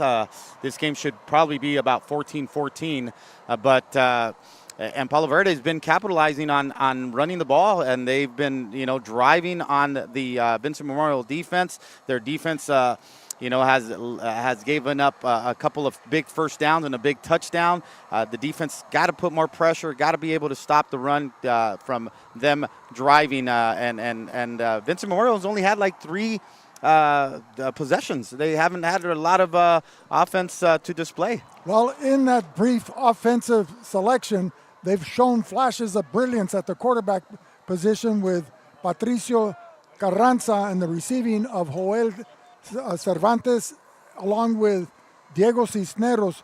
What can we look forward to in the second half? They're going to continue to throw the ball and get the ball in their playmakers' hands. Patricio Carranza is doing an excellent job on those rollout passes, throwing the ball on the run accurately, and they just need to somehow create big plays, and they did in the first possession they had. So we'll see what they do now. Well, they've missed the inside running presence of Patricio's older brother, Roberto Carranza, who didn't play in the first half, as that pooch kick is caught by number 23, Victor de Leon. And so the Scots will take over at their own 28-yard line. Yeah, starting the second half. Joel Cervantes has been their main workhorse, number 24. He's caught the ball a couple of times, ran the ball a couple of times, so he's doing a good job. So the no-huddle offense, you have the quarterback Carranza in shotgun formation. De Anda, the lone back, doubles. Hand off to number 24, Joel Cervantes, who will line up in the backfield. He'll line out in the wing wide receiver position as they move him around to try to keep the Yellow Jacket defense wary of where he's going to be. That's an excellent run by Cervantes. Ran the ball hard, shot through the hole, got to the second level, and got the first down. So defensively, the Yellow Jacket defense is Darian Scott, number 1, Darius Scott, number 11. You have Enrico Ramirez, number 3, Gabriel de Leon, number 8, Christian Richards, number 9, and Dominic Salcido, 10. We'll give you the secondary and linebackers after this play. Cervantes tries to get to the outside, running behind the blocking of Tobias Duarte. Likes to be called Gabriel, wearing jersey number 66. And so the Scots near midfield. It'll be second and a short 3. They need to get to the 47-yard line of the Yellow Jackets. The ball at the far hash mark. 2 receivers to the near sideline, number 11, Ramos, and the slot back, Cervantes. And Vic, it seems like the Vincent Memorial Scots are taking a page out of Palo Verde's offense. They're starting to run the ball a little bit more. The last 3 plays have been runs. They're trying to sustain the drive and get first downs and run the clock down and eventually get them in the end zone. Well, that tackle was made by number 72, Wesley Mays, who also doubles as an offensive lineman. So several players going both ways. You don't have big squads here with a lot of players. Last night, Central against Southwest. Central had 65 players on the sidelines. Southwest, a third of that. Big luxury for the Central Spartans that they're able to get that many out in their program. 3rd and 4 from the 48.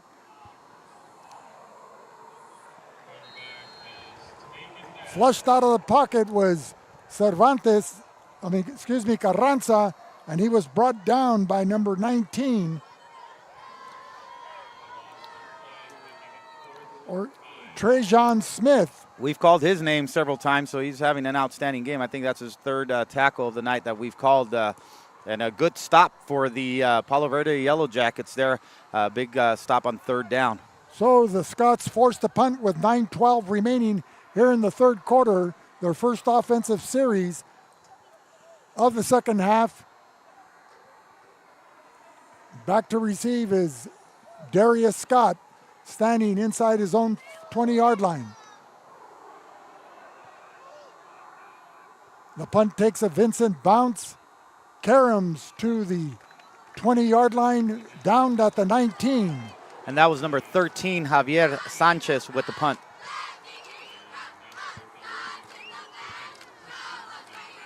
So the Yellow Jacket offense will come onto the field.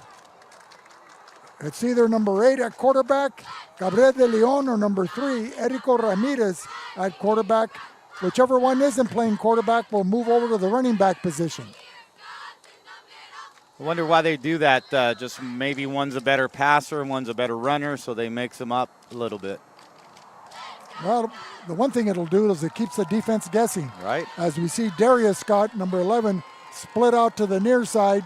Darian Scott, number 1, split out to the far side. Handoff to the first back, that's number 3, Ramirez. Met immediately by Emiliano Fimbres.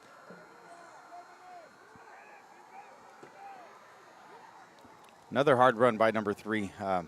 He's been running the ball hard. I wonder how effective and how long they got to keep on giving him the ball, or use another player there to maybe counter or reverse, just like they did earlier. Also in to make the stop there, number 54, Manuel Montaño. So he's been a welcome back addition to the Scott defense, as he is out in the preseason with an injury.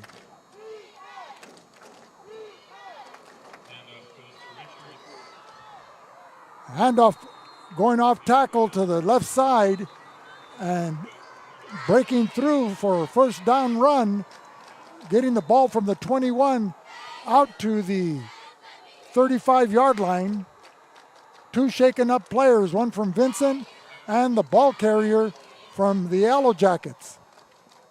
And that was a great run by Richards, running hard again, countering to the left side, pulling a guard, and good run. We'll be back with more in a minute on VSN. The Tire Company. We are a local, family-owned business specializing in tires and automotive needs. We are located at 114 Main Street, El Centro. Call us at 760-352-1721. El Distrito de Irrigación de Imperial, su proveedor de energía pública, ofrece varios programas de asistencia de pago. Nuestros clientes con ingresos que califiquen pueden ahorrar entre un 20 o 30% en su factura de electricidad y también recibir ayuda si enfrentan desconexiones por falta de pago. Para recibir ayuda, llámenos al 1-800-303-7756. Visite uno de nuestros centros de servicio al cliente o visite iid.com. iid, donde los clientes siempre son primero. Imperial Valley College is the #1 community college in the nation. Winner of the 2023 Aspen Prize for Community College Excellence.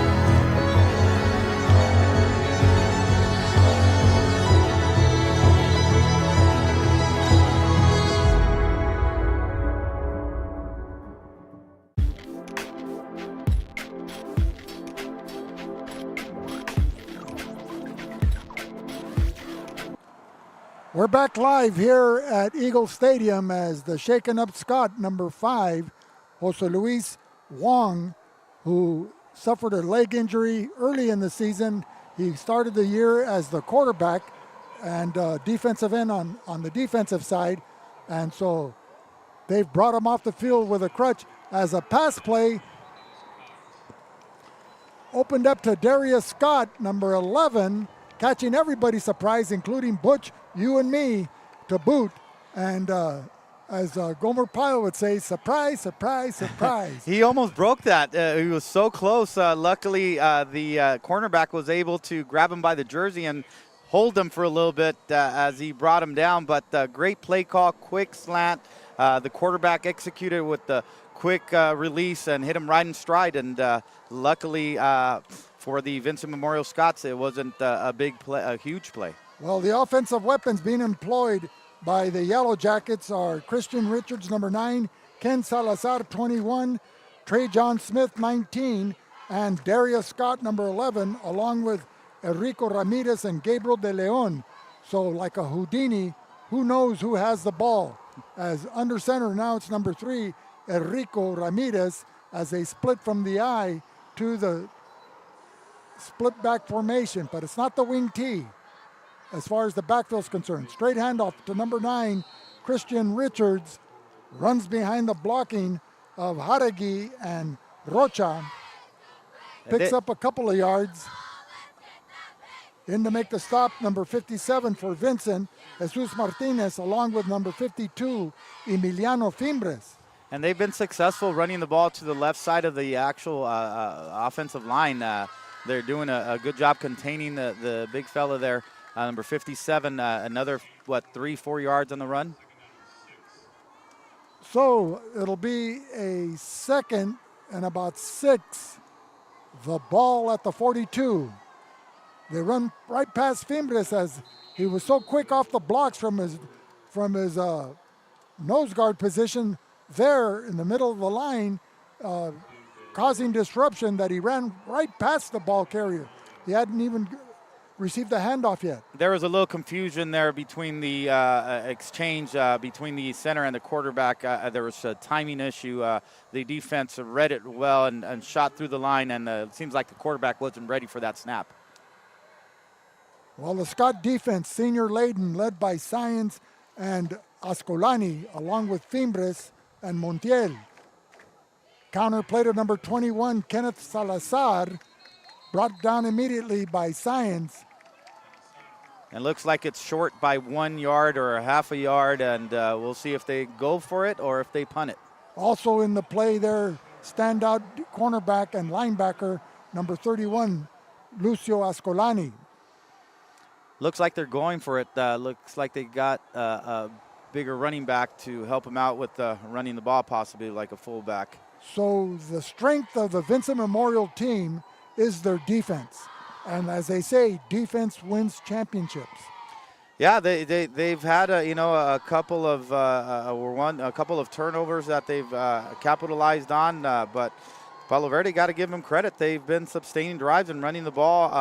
Haven't had a big play other than the one pass, but we'll see what Vincent Memorial defense does here. Well, they're controlling the clock, but they're still behind by 1, 7-6. And it looks like they stopped them. So Vincent Memorial comes up with a stop. Number 56, Juan Carlos Sáenz, making that tackle, assisted by 31, Lucio Ascolani. So Vincent will take over with 4:22 remaining here in the third quarter. The ball at their 37-yard line. It'll be 1st and 10. Vincent going right to left on your screen. They're westward bound here along Interstate 8 at Eagles Stadium at Southwest High School.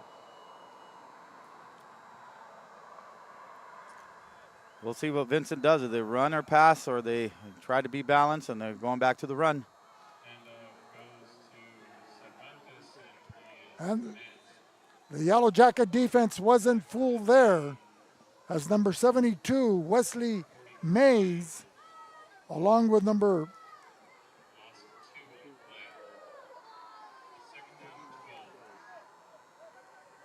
30 was Number 30, Jimmy Diaz, was in for the tackle as well. Jimmy Diaz, he comes into the game with 13 tackles to his credit. Rolling to his right, Carranza has a receiver, and that looked like Diego Cisneros.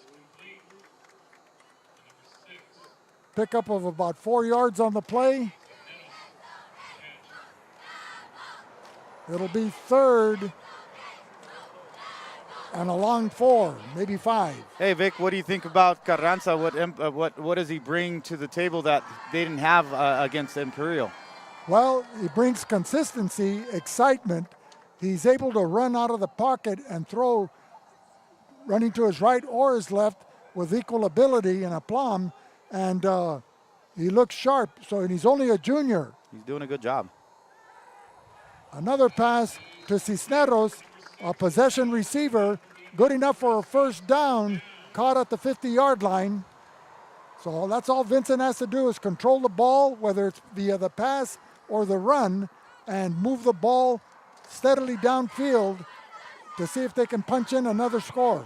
They attacked the right formation for as far as the DBs. The DBs are playing, the defensive backs playing about 7 to 8 yards from the line of scrimmage. So you're playing it, leaving them the inside or underneath routes open, and they just caught the ball, threw the ball real quick. Well, playing on the near side on defense, number 11, Darius Scott, and 21, Kenneth Salazar. It looks like a screen pass, but read beautifully by, I think it's number 3. De Leon, the ball carrier, number 72, Wesley Mays.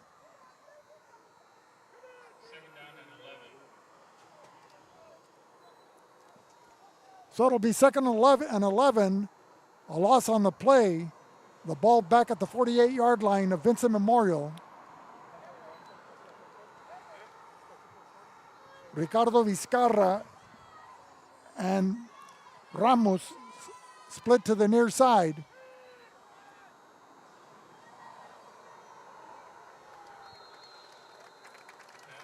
Going up the ladder was number 6, Diego Cisneros.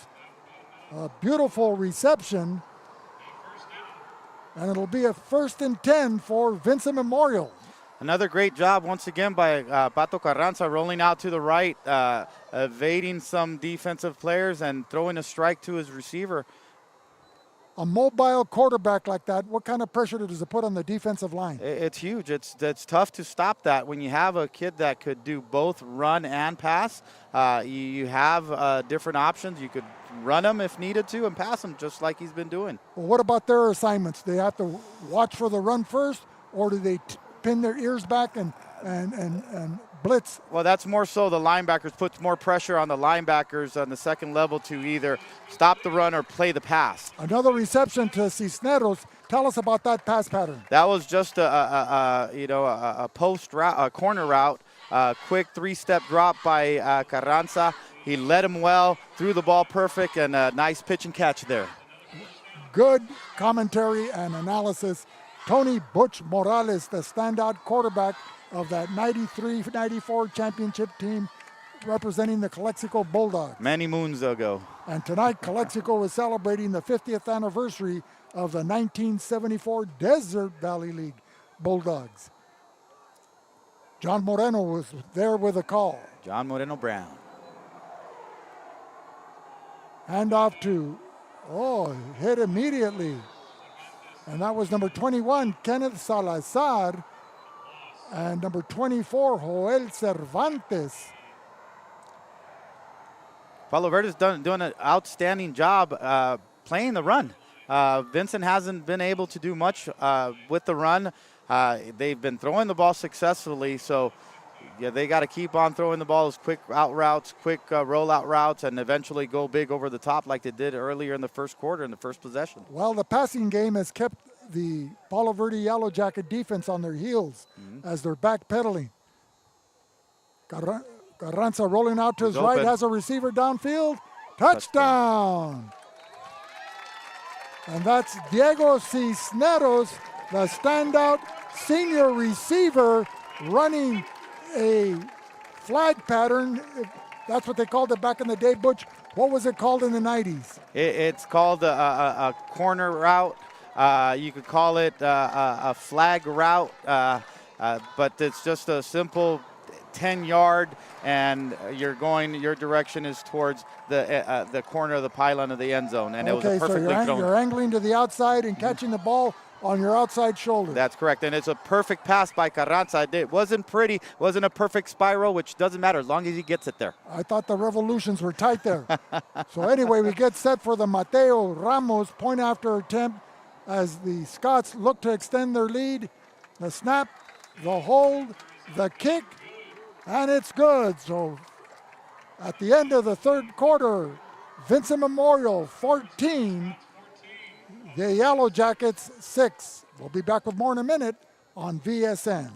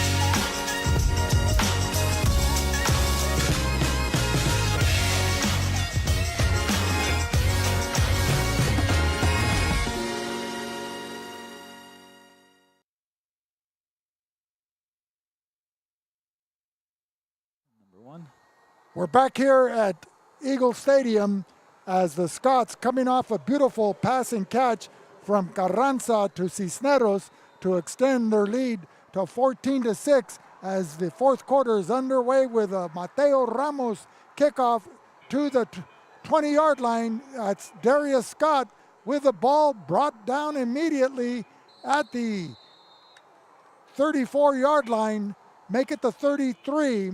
So with 11:53 here in the fourth quarter, the Yellowjackets will try to drive the length of the field from their own 33-yard line. Well, they're getting a generous spot. It'll be at the 35 of the Yellowjackets. And Vic, the Yellow Jackets still have plenty of time. It's 11:53 in the fourth quarter, just starting. Down by 7. They just got to figure out how to sustain a drive and get into the end zone as soon as possible so they could have another opportunity.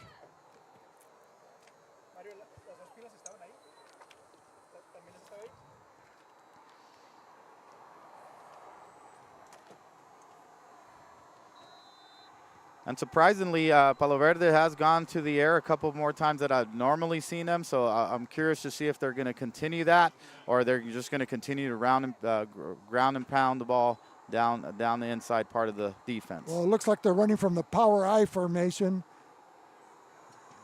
Pitch to 21, Kenneth Salazar gets to the outside, pushed out of bounds by number 31, Lucio Ascolani. But not until Salazar is able to outrun the Scott defense and pick up a first down. So they move those chains as the ball is now placed at the 49-yard line of the Yellowjackets. Good play design to go to the outside. Vincent has been, adjusting to them running the ball inside from tackle to tackle, and now they decide to go outside, and they caught them by surprise with a good run for a first down. So defensively, Vincent has the tools to stop this rushing game as another pitch to Salazar coming here to the near side, but he's pinned in, tackled by number 7 of Vincent Memorial.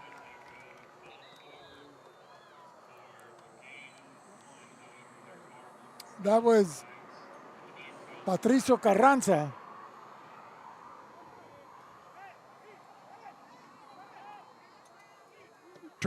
Making him turn in was number 31, Lucio Ascolani. What they call here, a holding?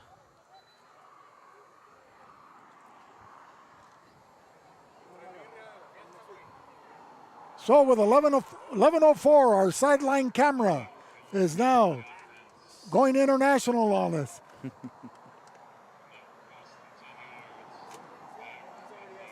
So a penalty called on the Yellowjackets, nullifying any type of forward progress by their offense. It'll push the ball back to the 40-yard line.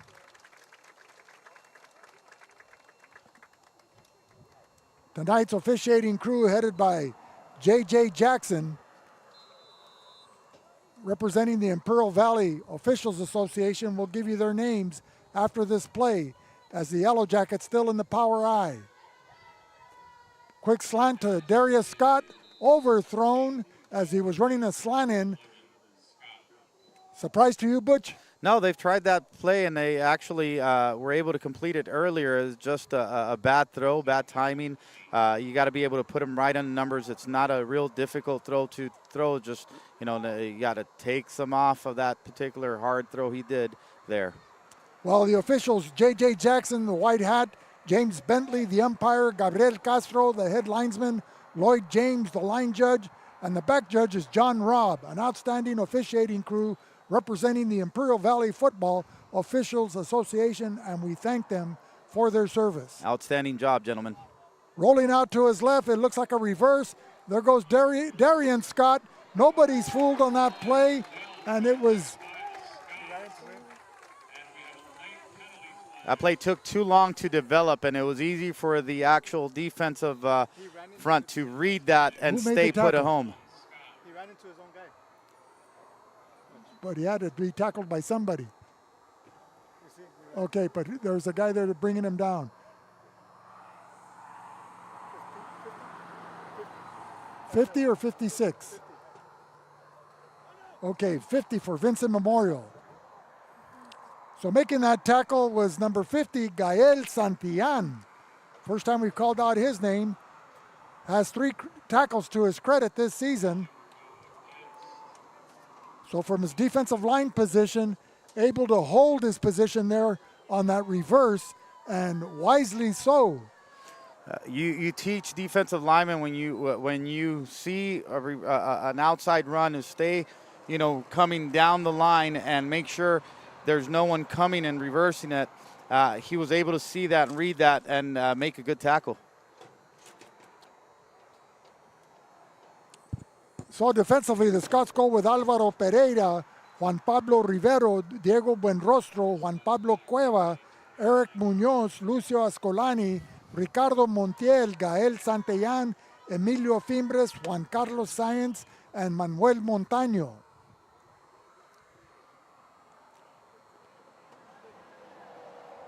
Third and long. Had nowhere to throw as he was looking for number 1, Darian Scott, running here in front of the Scott bench on the near sideline, guarded closely by number 17, Buenrostro. It's a difficult thing to do or pass when you have a third and about 30. The defense will just play back and allow the underneath throws to basically be completed and then go make a tackle. But they decided to try to throw the ball deep, and they didn't have enough time, and they got sacked there. So with 9:44 remaining here in the fourth quarter, a 4th and 27 from their own 32-yard line, it looks like the Yellow Jackets will be punting. And that's Darius Scott, and barely gets the kick away. Back to receive for the Scots. 24, Joel Cervantes, coming to the outside and tripped up by number 65, for the Yellow Jackets, and that's Jaden Castillo. It's going to be brought back there. There was a block in the back, and you'll see a couple of flags on the field there. So kudos to the Vincent Memorial Catholic High School Scots as another defensive stop, keeping the offensive opportunity of the Yellow Jackets at bay, and the Scots will take over with 9:16 remaining here in the fourth quarter. It's been a much closer game than anticipated. The Yellow Jackets are still in the game. They just got to, want it and create some type of turnover, and they're back in the game. But Vincent Memorial's been able to complete passes, small passes, be able to get first downs and capitalize on big touchdowns. So with 9:16, they take over at their own 25-yard line, make it to 26. The ball set between the two hash marks. Tonight's game being brought to you by Keystone HR. Need top talent fast? Keystone HR connects you with skilled professionals ready to work. Keystone HR, your key to success. Call us today, 760-357-2929.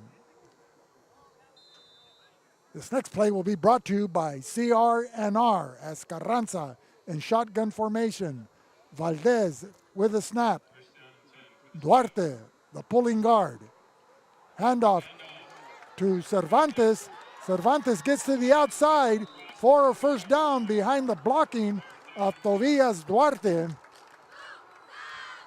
It's a great run by number 24, Cervantes. The only thing is you have receivers that are out there that are trying to block. You have to be able to, stay with your block, and that's what allows the running back to make a bigger run. If you miss a block, then he'll get tackled just like he did. Well, I'll take a 20-yard gain anytime, right. Butch.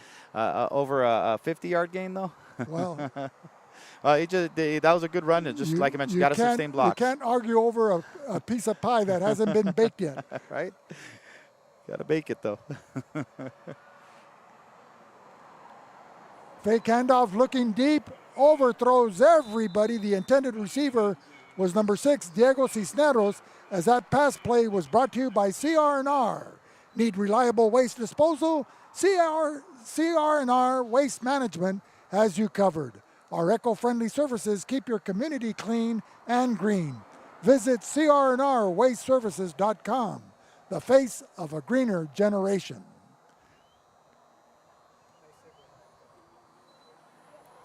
So, Like your segue to that commercial. It'll be 2nd and 10. Timeout. State Farm. Accidents happen, but with Marianne Valenzuela Fenley State Farm, you're covered. Like a good neighbor, State Farm is there. You're covered 50 miles into Mexico. Call today for a free quote. Burgers and beer. Craving the perfect combo? Come to Burgers and Beers. Juicy, mouth-watering burgers and your favorite beverage. What more could you want? Visit Burgers and Beer, the best burgers in town. IV Welding. Need expert welding and mechanical services? Trust the pros who get it done right, on time, every time. Call IV Welding and Mechanical. Precision in every spark. El Centro Motors. Looking for unbeatable deals? Head to El Centro Motors.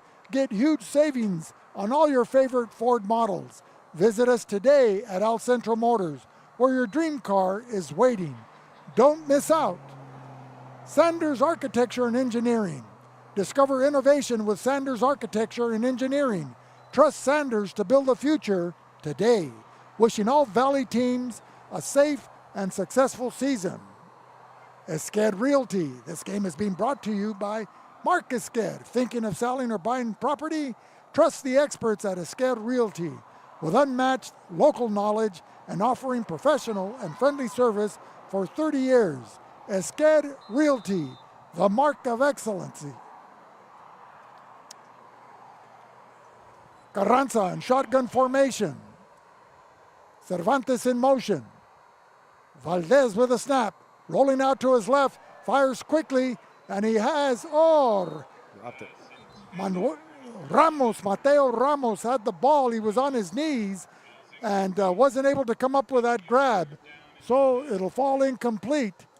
3rd and 10 from the Vincent Memorial 43-yard line. Another nice play design to the left, rolling out to the left, getting Carranza away from the pressure, and he threw the ball a little bit low, but catchable. And anytime it hits your hands, you got to catch the ball.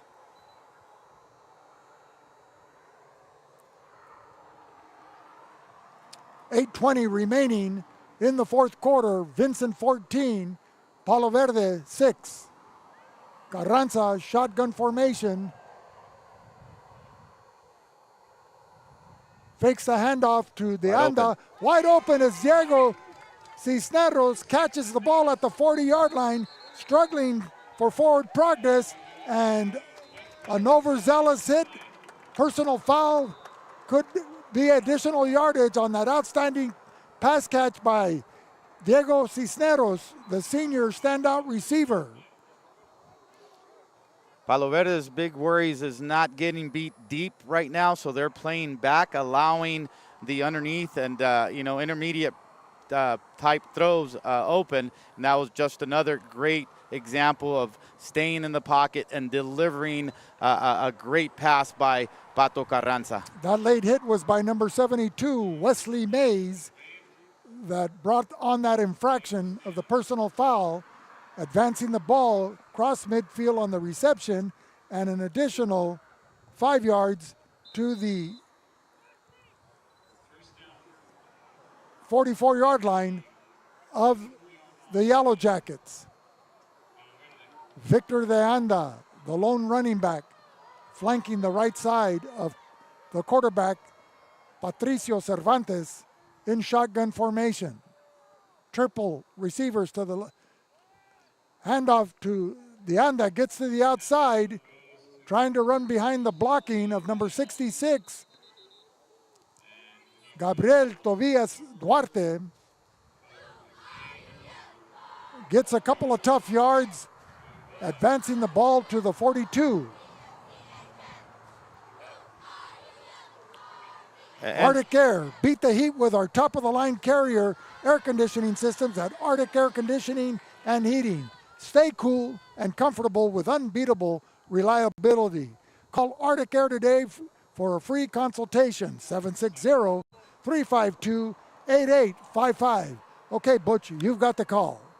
Now, I was just going to allude to the people that are watching and what a cover 3 is. If you look at the football field, there's 3 parts of the football field looking at from the sidelines to the first hash mark.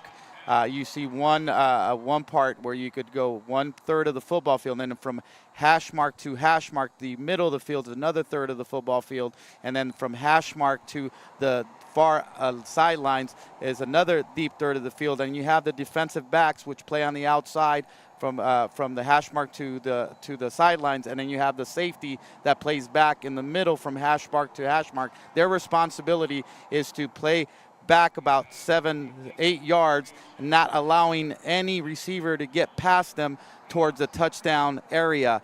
They're allowing everything underneath, and that's where you're supposed to go after. That's the zone that's vacant to throw the ball underneath. They're just taking everything away from the deep part of the field. And so the defensive backs are using the sideline as a defensive ally, trying to, if the receiver gets the ball, they can push them out of bounds if they're not able to make that tackle. Absolutely. Now, what in a cover 3, what kind of pass patterns or pass calls are most effective? Anything underneath, like I mentioned, their responsibility is not to get beat deep, so we call quick hitches, button hooks, quick outs, quick slants, skinny post, anything that gets the ball out of their hands, the quarterback's hands, quickly to the receivers underneath. Okay, well said, well thought out, and very enlightening. So it's a 3rd and 13 for the Vincent Memorial Scots. The ball at their 47 as penalties have moved the ball back. 6:34 remaining here in the 4th quarter. Vincent 14, Palo Verde 6.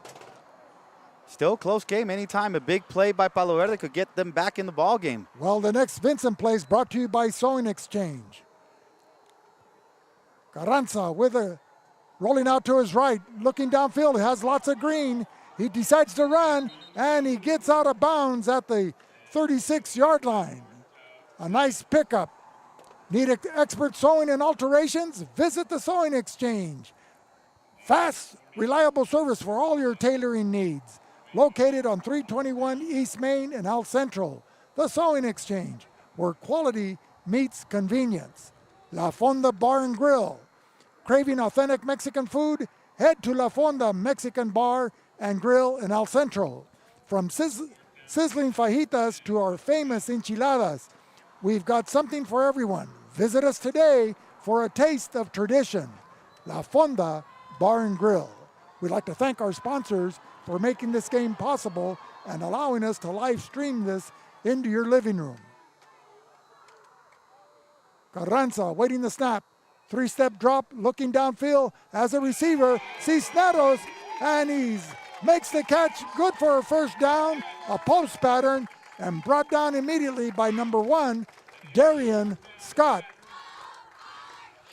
So that's an example of a play underneath, a post pattern in front of the defensive back, where it's a quick hitter, 3-step drop, quick release, and the receiver, Cisneros, coming up with a grab. It allows you to extend it a little bit. You're not trying to go over the top, but there's a crease between the defensive back on the right and the one that's playing in the middle of safety, and they were able to exploit that, get the ball out of their hands quickly into the receiver's hands. Great throw by number 7, Carranza. He's been playing excellent tonight. Handoff up the middle to number 24, Joel Cervantes. Breaks a couple of tackles. Gets inside the 20 to the 13. Correction, that was Victor De Leon, the hard-running sophomore running back. Tonight's game was being brought to you by Top Notch Barber. Fresh fades, always a cutaway. RDO Equipment, nothing runs like a deer. Brawley Police Foundation, supporting a safe community through partnership with police. We are Valley Sports Network on the NFHS network and Esqued Realty, the mark of excellence. 5:18 remaining, 1st and 10, the ball at the 14-yard line. Vincent on the move.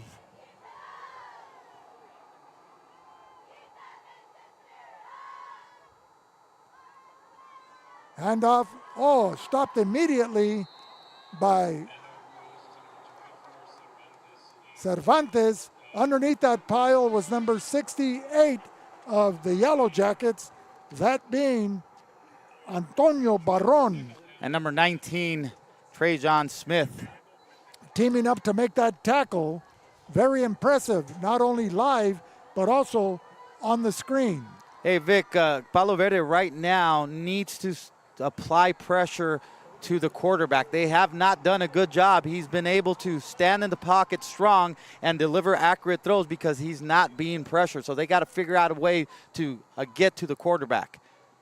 Well, they have one lone running back to provide blocking protection as Carranza's in shotgun formation. Hands the ball off to Deanda. Deanda met immediately by number 65 of the Yellow Jackets. That was Jaden Castillo. And then number 56, Jesus Jaregui, who's come over from the offensive side to provide his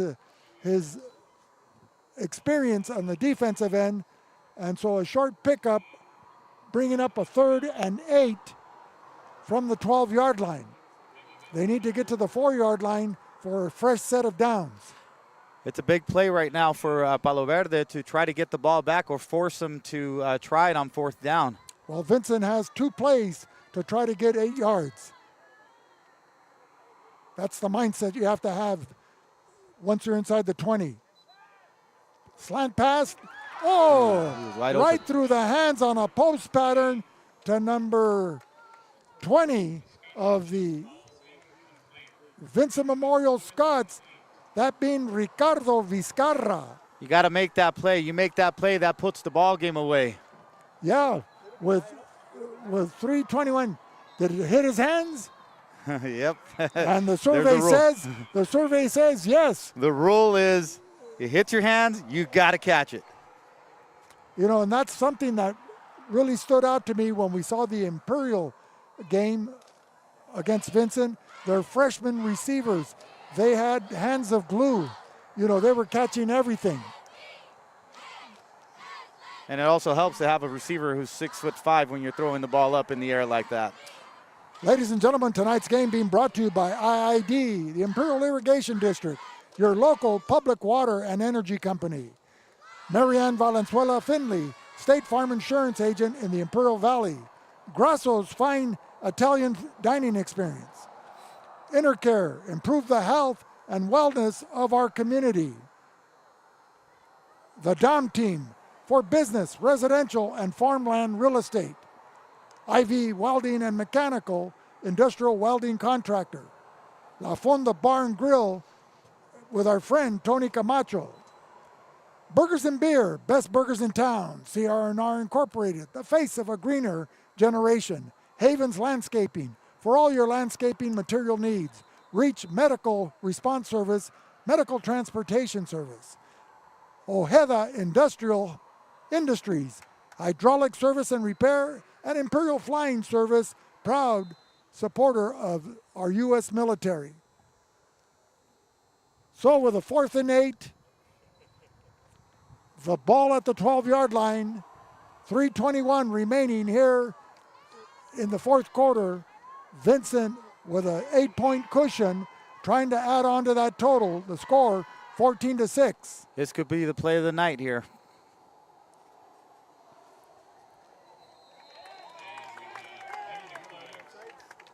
Got to watch the ball. We won't give them enough for the first down, though, so they'll have another crack at 4th down. Well, that changed the play call. Instead of 4th and 8, now it'll be a 4th and 2. And definitely could change the play call. And they're thinking about it, and looks like they are going to probably put another play in. All Central Police Department, dedicated to serve our community. Imperial Valley College, proud sponsor of VSN's live stream. Driscoll's, custom embroidery and Letterman jackets. South Cali Air, for all your air conditioning needs. Desert RV and Towing and 24-hour service in off-road recovery, and Casbro's custom t-shirts, signs, and banners. So Carranza in shotgun, standing to his right, Victor De Leon. In motion, Cervantes. Forced to roll out to his left side. He has lots of room. He could make the end zone, the pylon. Oh! That looked like a horse collar tackle, but no flag on the play. They did throw the flag. But he got a first down nonetheless. Carranza sacrificing his body for the good of the team.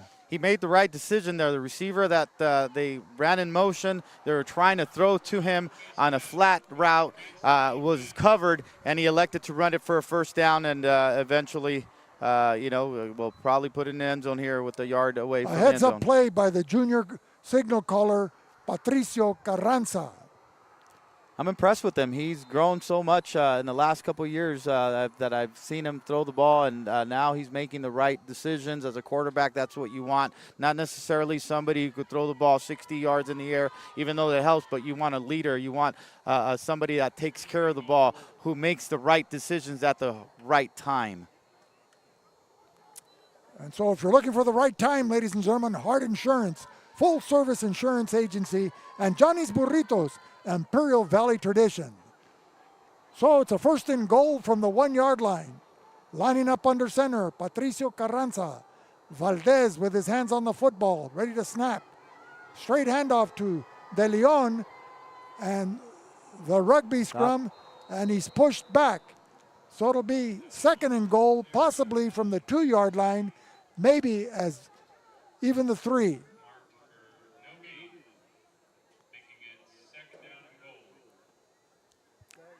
Penalty flag. Somebody must have said something.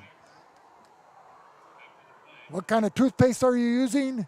What's your favorite gum? Juicy fruit? Double mint? Double? Anyway, double flags being thrown, kind of like confetti.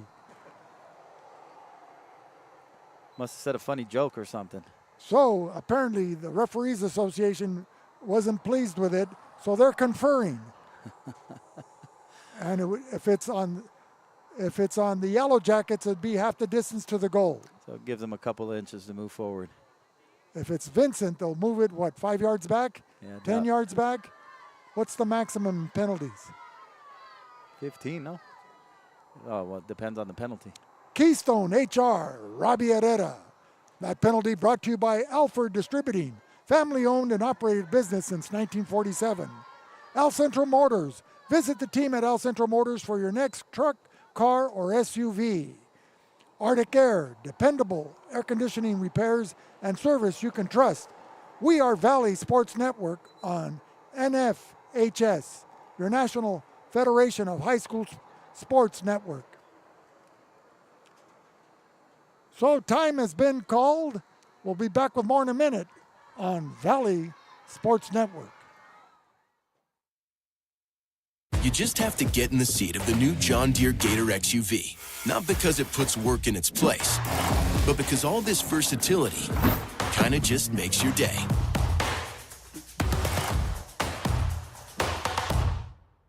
The Brawley Police Foundation is an independent, nonprofit organization that provides grant funding and crucial resources to the Brawley Police Department, with programs that would normally not be funded.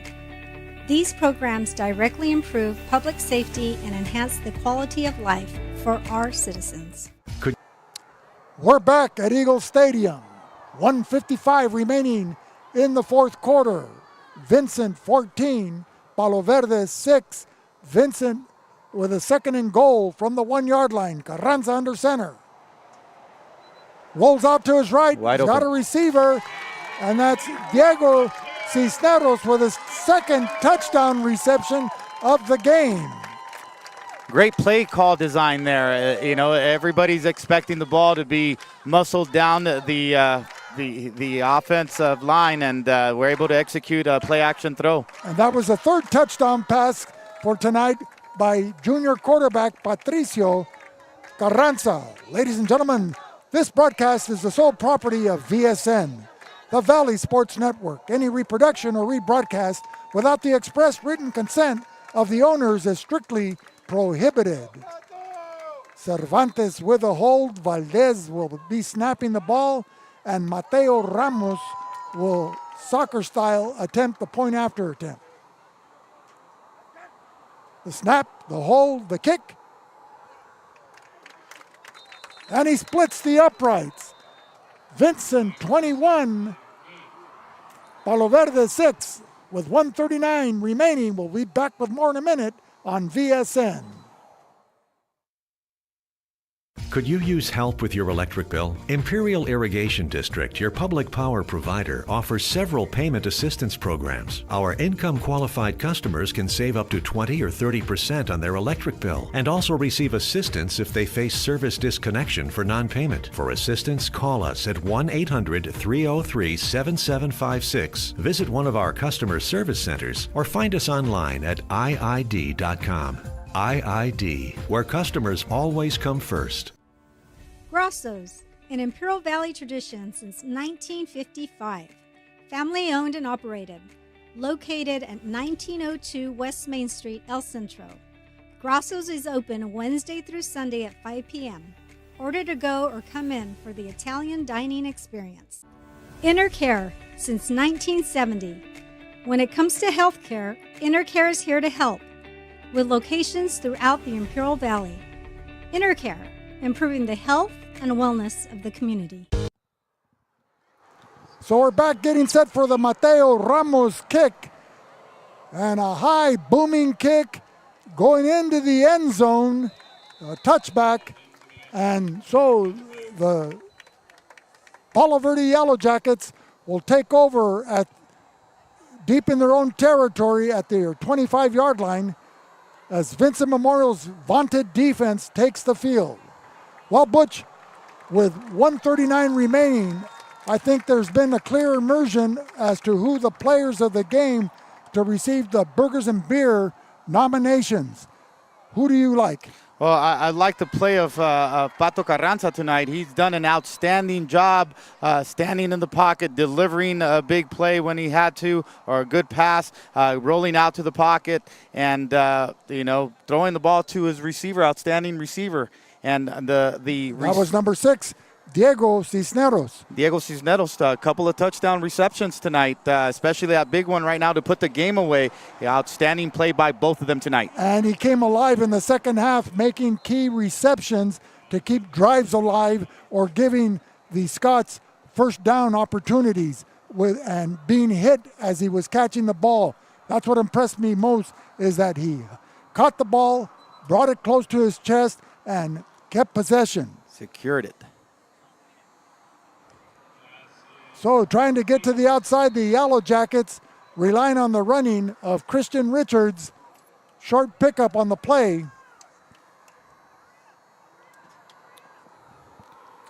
The minute 23 left in the game. Looks like Vincent Memorial will go to 6-1 for the season, and Palo Verde will go to 2-6 for the season. But more importantly, Vincent will start out 1-0 in Desert League play. And they got the nice pass. Pass interference, and did he catch it anyway? No. He didn't, but what else? The overzealous number 1 for Vincent Memorial, Alvaro Pereira, was on him too close, and as a result, denying Darian Scott an opportunity to make a clean reception. What I was trying to say is they'll have a big game here in the near future against the Hopeville Vikings, and that's going to be their biggest test. Well, that'll be Thursday night at Calexico at Willis Ward Field. Hopefully VSN will get that call. It should be a great game to watch. So, ladies and gentlemen, if you just joined us or had taken a station break, the players of the game for Burgers and Beer are quarterback number 7, Patricio Carranza Jr., and senior receiver number 6, Diego Cisneros. As there's still life with 51 seconds remaining in the Yellow Jackets as they cross midfield, a first down run. will put the ball at the Scott 37-yard line.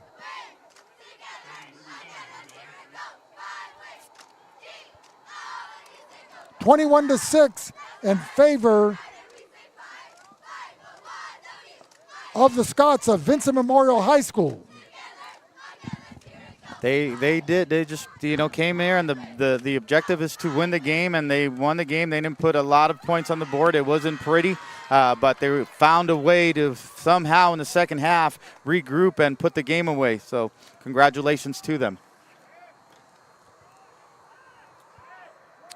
So the quarterback, Enrico Ramirez, joined in the backfield by Salazar and Richards. Quick pitch to Richards, trying to get to the outside. A correction, that's Darian Scott, who's come over from his wideout position to play the tailback spot. Unable to get untracked, as making the tackle immediately was number 56, Juan Carlos Sáenz, who's played a stellar game on defense.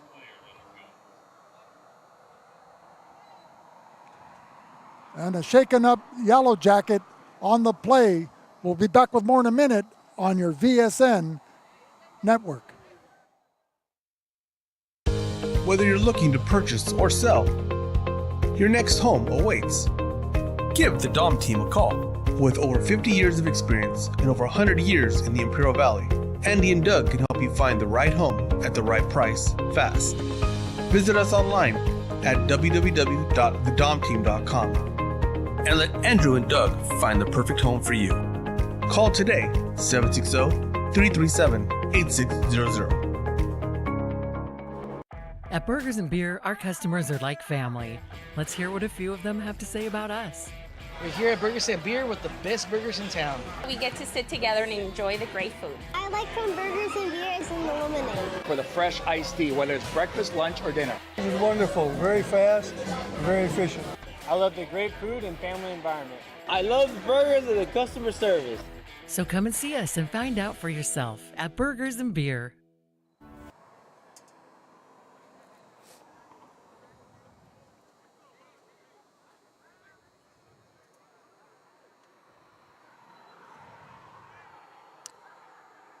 So we're back at Eagle Stadium, 43 seconds remaining.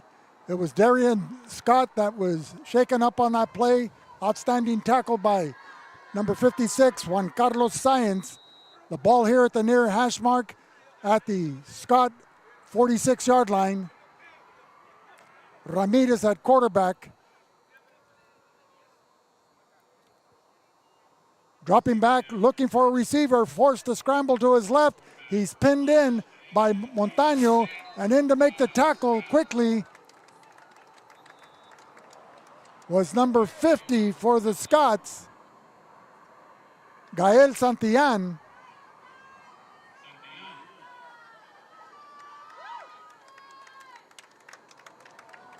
A tough tackle there, bringing down number 3, brought him down pretty hard. Well, the swarming Scott defense had him trapped.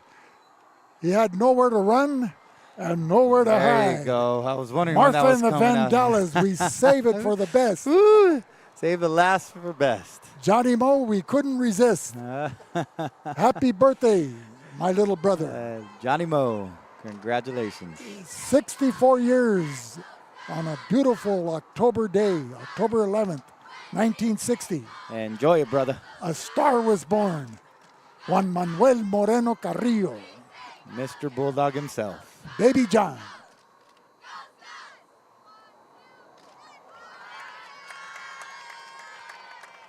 Well, John, how do you think Vincent Memorial is going to match up against the Hopeville Vikings? Do we have John on the line? Well, it's Vincent Memorial has looked really good. They seem to have found the answer to their quarterbacking issues. Hopeville is probably one of the best, if not the best teams in the Valley this year. They're undefeated. They're scoring over 50 points a game. Their defense is only giving up 2 points a game. It's going to be an exciting game. Last year, their quarterback, Alonso Cuevas, a sophomore at the time, on the last second play, lunging to the sideline to pull out that victory, as Darius Scott on a reverse tries to get to the outside And the Scott defense wasn't fooled, though, as the closing seconds here are approaching. We're coming to the 10-second mark. But anyway, I would say whoever has the ball last, but that's why they play the game. Hopefully VSN will be able to make the call. Should be an exciting game to watch. It'll be Thursday night, I understand, according to their athletic director, Carlos Soto, and played at Willis Ward Field in Calexico. So ladies and gentlemen, after 4 quarters of play, Vincent Memorial 21, Palo Verde 6. We'd like to thank all our halftime guests and viewers, all of you for tuning in.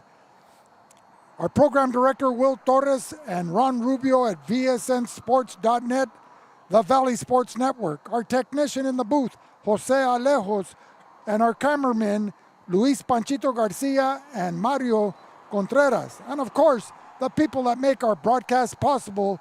And I've given you all the sponsors already.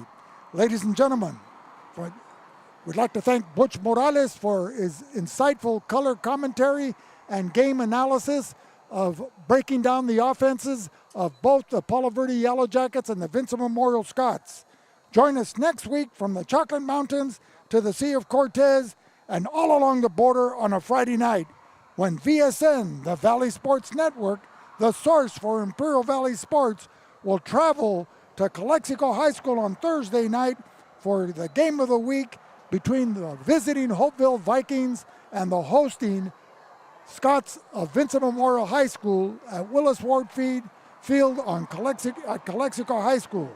Again, the final score, Vincent 21, Palo Verde 6. For Butch Morales and the absent John Moreno, this is Vic Carrillo bringing you live coverage of Imperial Valley football, saying good night on VSN, the Valley Sports Network.